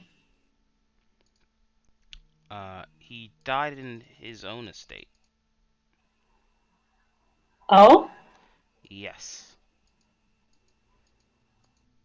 He also lived in the area. Oh. Okay. So wait, where was Cecile? And give me a second. And I believe I messed up my notes. So I apologize. That's not the way he was leaving. That's the way he was trying to get in.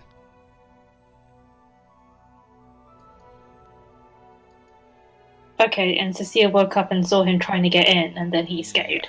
Yes.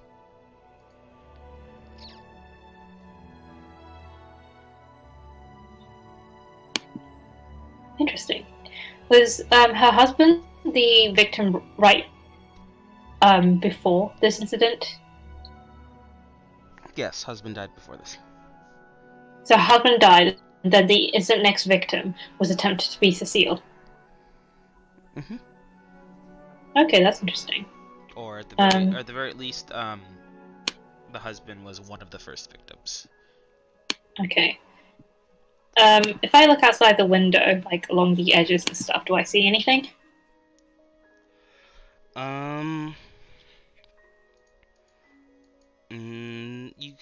You can see the studded wood of the house. Its old texture and design, kind of leaving like a not a zigzag pattern, but like an indent, outdent kind of pattern along the side of the house.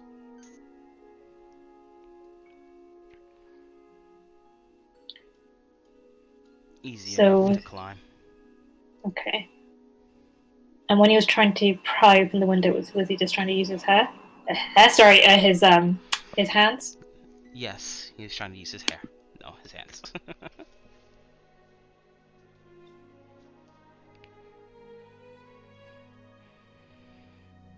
Is there any nail marking? Roll an awareness.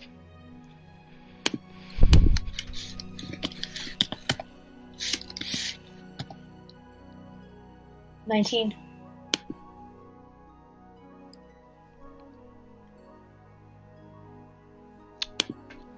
There aren't any nail markings. Okay. Like, none at all.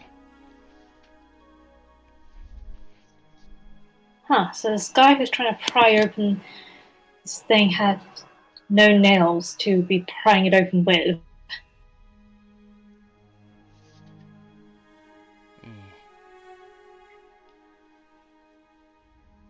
Only Cecile was the one who actually saw him, right? Well, the guards, of course, saw him and they chased him down. Yeah, eventually, yeah. I look back in, and is there like makeup equipment around in Cecile's room? Of course. Including fake nails? No fake nails.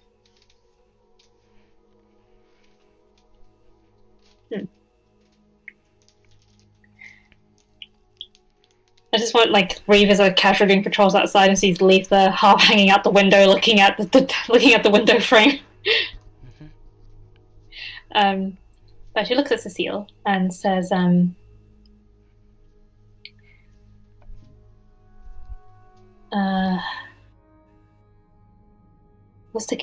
Was the Woodbury slasher trying to pry open your window with his fingers? As far as I could see.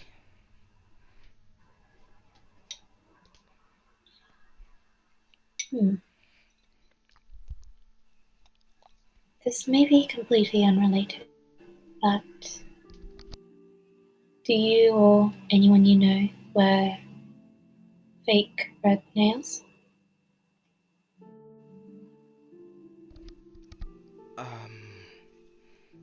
No. Can I roll to see if she's lying on that? Sure. 13.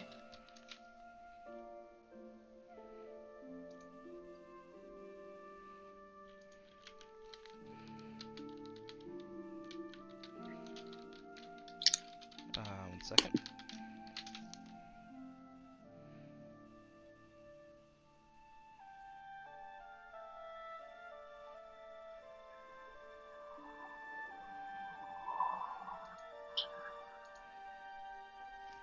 Right, okay. With that, doesn't seem like she's lying.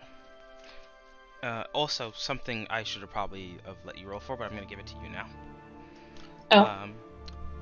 Fake nails in this context, or at least in Cadenstella, they aren't like a known thing of like of accessorizing. It is. Okay. They are usually in the vein of like prosthetics. Oh. So Okay. if something happens to your nail, like if your nail like gets broken or something like that, you can use Yeah. that to still do stuff with your nail. Or if you just don't want it to look like you have a if you don't want to just have like wrap up your fingers, like if you're using your hands like extensively for something and you need that sort of feel, you have the prosthetic of an extra fingernail. So it's used more medically than it is accessory wise. Oh. While there are, of course, there are some people that do use them that way. It's not like today where it's like common for someone to, or at least easy to have someone just switch nails and colors in on the fly.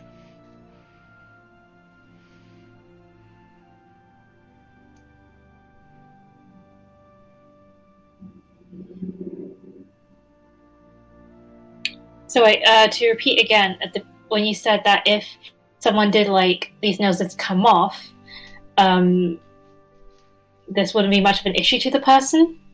No, Did you say? if someone's nails, like if your real nail were to break off or get torn off, you have the prosthetic of putting on the fake one Yeah. Okay. All right. until Fair your enough. actual finger heals. Then you can Oh. Okay. then you're supposed to take it off. Right. Some people do use them as an accessory, but Yeah. it's more used commonly as a medical thing. Okay.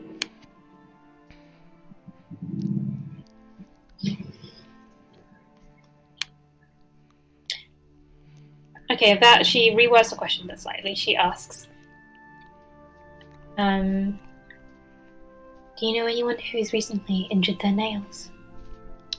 Again, same answer of no, in the same way, and seems like And she's telling the truth. the awareness. Telling the truth.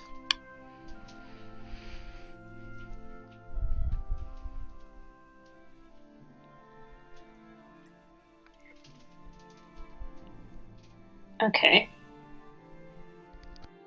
Um, is it possible to tell if Cecilia's nails have been recently healed or anything? Yeah, easy enough, because she did the gesture towards you. You could see. They've been fine? They are fine.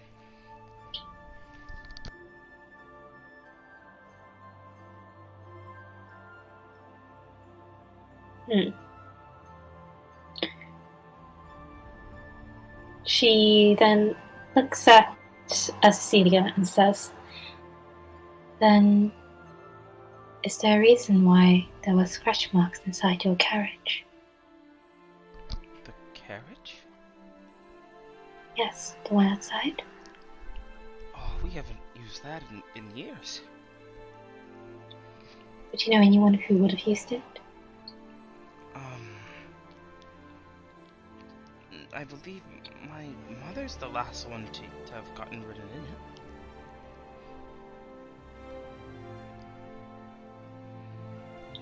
I see. And when was this? Again, maybe years ago? Right. Thank you very much for letting me know. We'll make sure to have a guard stationed outside your window. Thank you.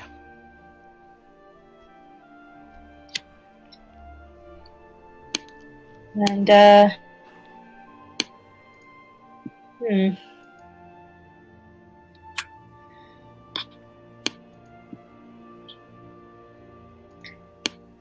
I'm guessing I can't get the newspaper reports tonight regarding the slasher or anything. It may take a bit more than that.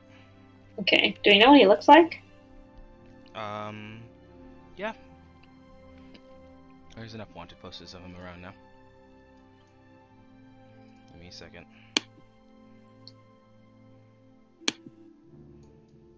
I think I should be able to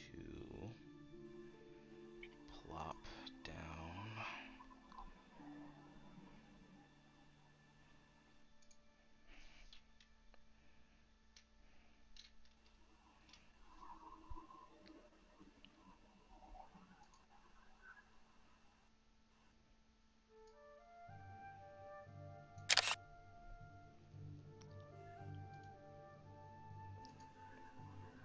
Yep, I have his token. 1 second.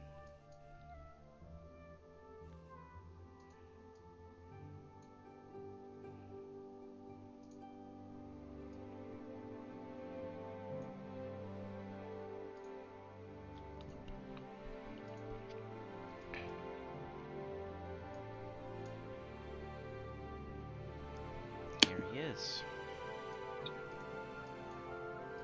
Of course, depicted in drawn eyewitness sort of way. So not as detailed as this picture is, but you definitely tell he's got long blonde hair, dirty blonde. His eyes are drawn a bit more sunken, ears slightly facing outward. Last seen wearing a standard kind of commoner's garb. Okay.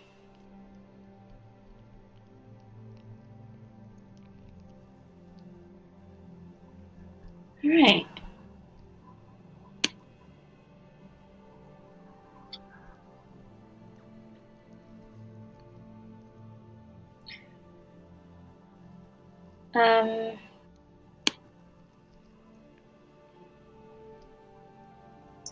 Did Patrol find anyone in the end during the quick search around?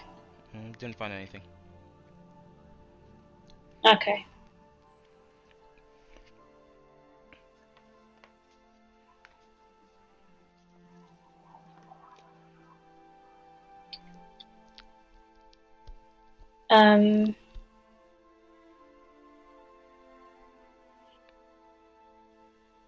I don't know if I should wait till the next day to talk to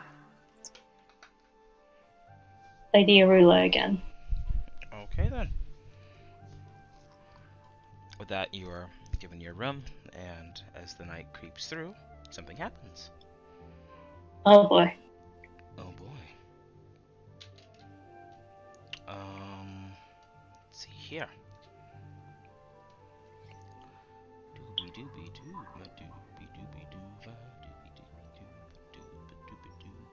Right.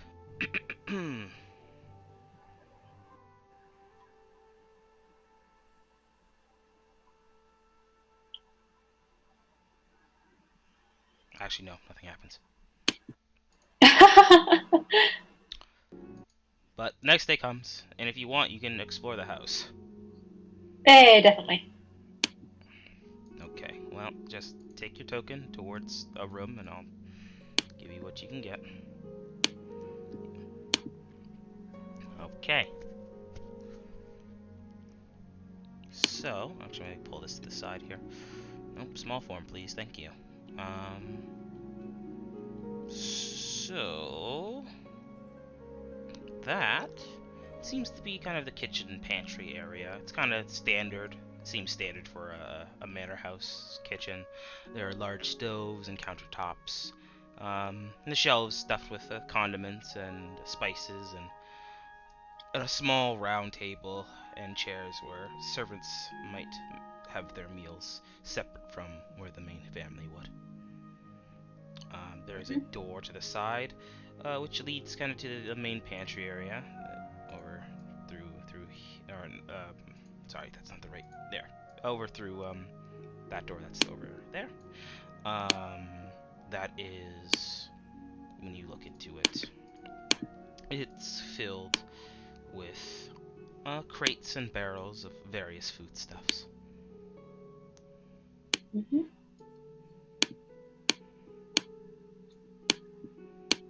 Whose room is this? As you continue down that area, you see that room seems to be kind of a butcher's quarters of some sort. It's a bit lived in. There's some clothes kind of being left out where you can definitely match them to the butler that opened the door for you. Or sorry, not the butcher. Sorry, the butler's quarters and the butcher's quarters. The bread is perfectly white. Wardrobe contains another brown suit, kind of identical to the one that he was wearing. As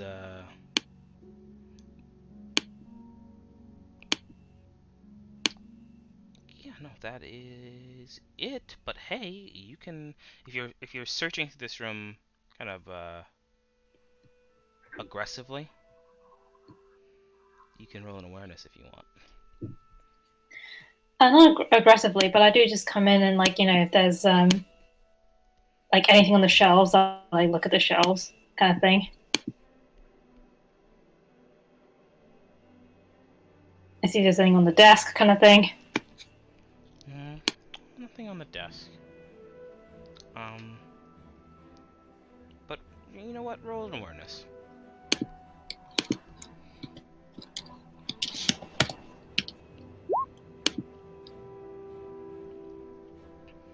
With that, you can see that, or actually, yeah, it's 13. With that, you can see that the bed is actually slightly unaligned, just a tiny bit, as perfect as it is. Makes it all the more noticeable.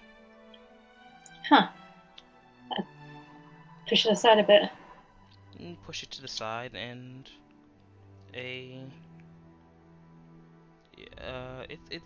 push it to the side, and you can see underneath the mattress that there's a journal and the hints of another book. If you lift up the mattress, you can see that there's about 20 tattered journals underneath the bed. I quickly check one and trying to keep my ear out for creaking floorboards of anyone approaching. Of course, of course.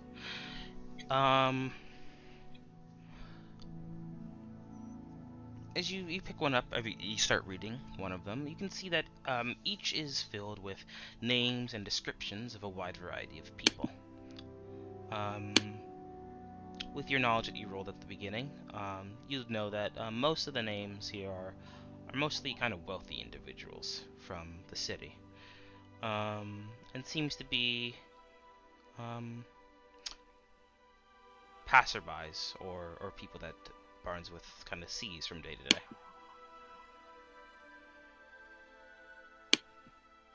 Wait, so the passerbys? Yes, people Barnsworth sees from day to day. Okay. Or at least seems to be. Is it possible to roll is there anything coded on this? No, nothing coded, just names and descriptions. And if I look at another journal, is it the same kind of thing? Same thing. Huh, I put it all back. Okay then.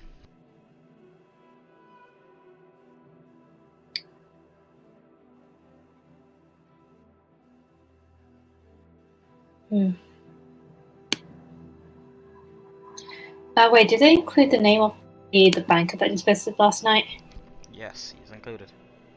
And is this his description? That's all that's in there? Yep.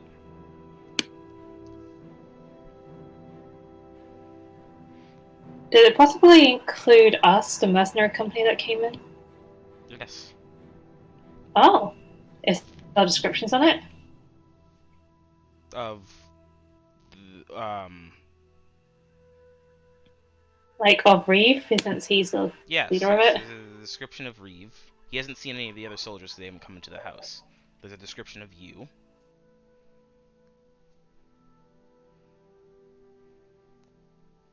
Huh. If I scroll back to the day of the incident, does it show the comes and goings of like whoever came in? Doesn't say the comes and goings, just a name and then a description, then a name and then another description of that person. And you all sunken eyes, Um, gold hair, around the time period, like just before. hmm.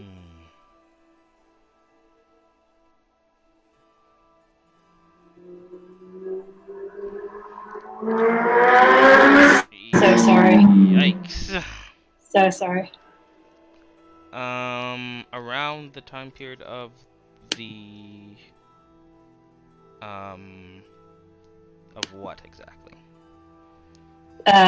The attempted Breaking and thing entering? from, yeah, No.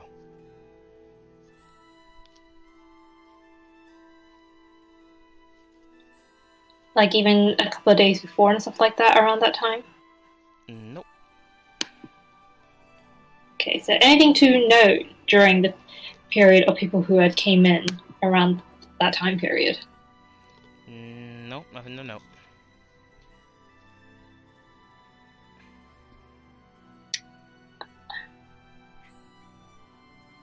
Hmm. I don't know if I should roll logic on these or That's up to you. can I roll logic on these? Good if you want. What exactly is your logic question? If there's more that can be gleaned from these books,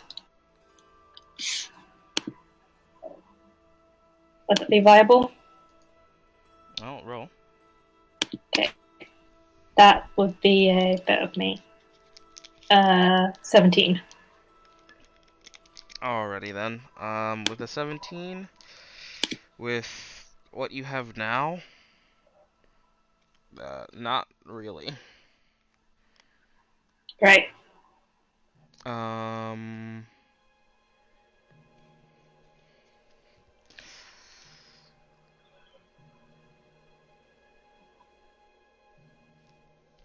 though, reading through all the books, there's of course a couple times where the same person, the same description, the same name pops up. Mm-hmm. Even sometimes an occupation. Hey. It seems far back in the past, or at some point. No specific date is given, but some time in the past, a tailor has come to the house multiple times. A tailor. Yes.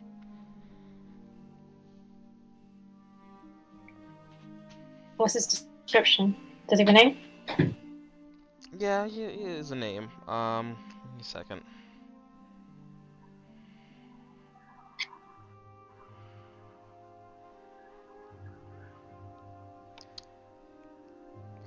Rutayan Rutavon.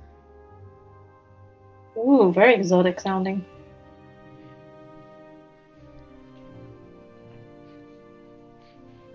Mm-hmm.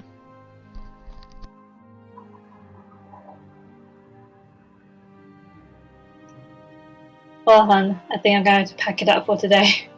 Alright, we can end there. Don't worry. Hey. So I hope you are enjoying part 1 of Letha's mercenary mission. get the Cadenstella ending music.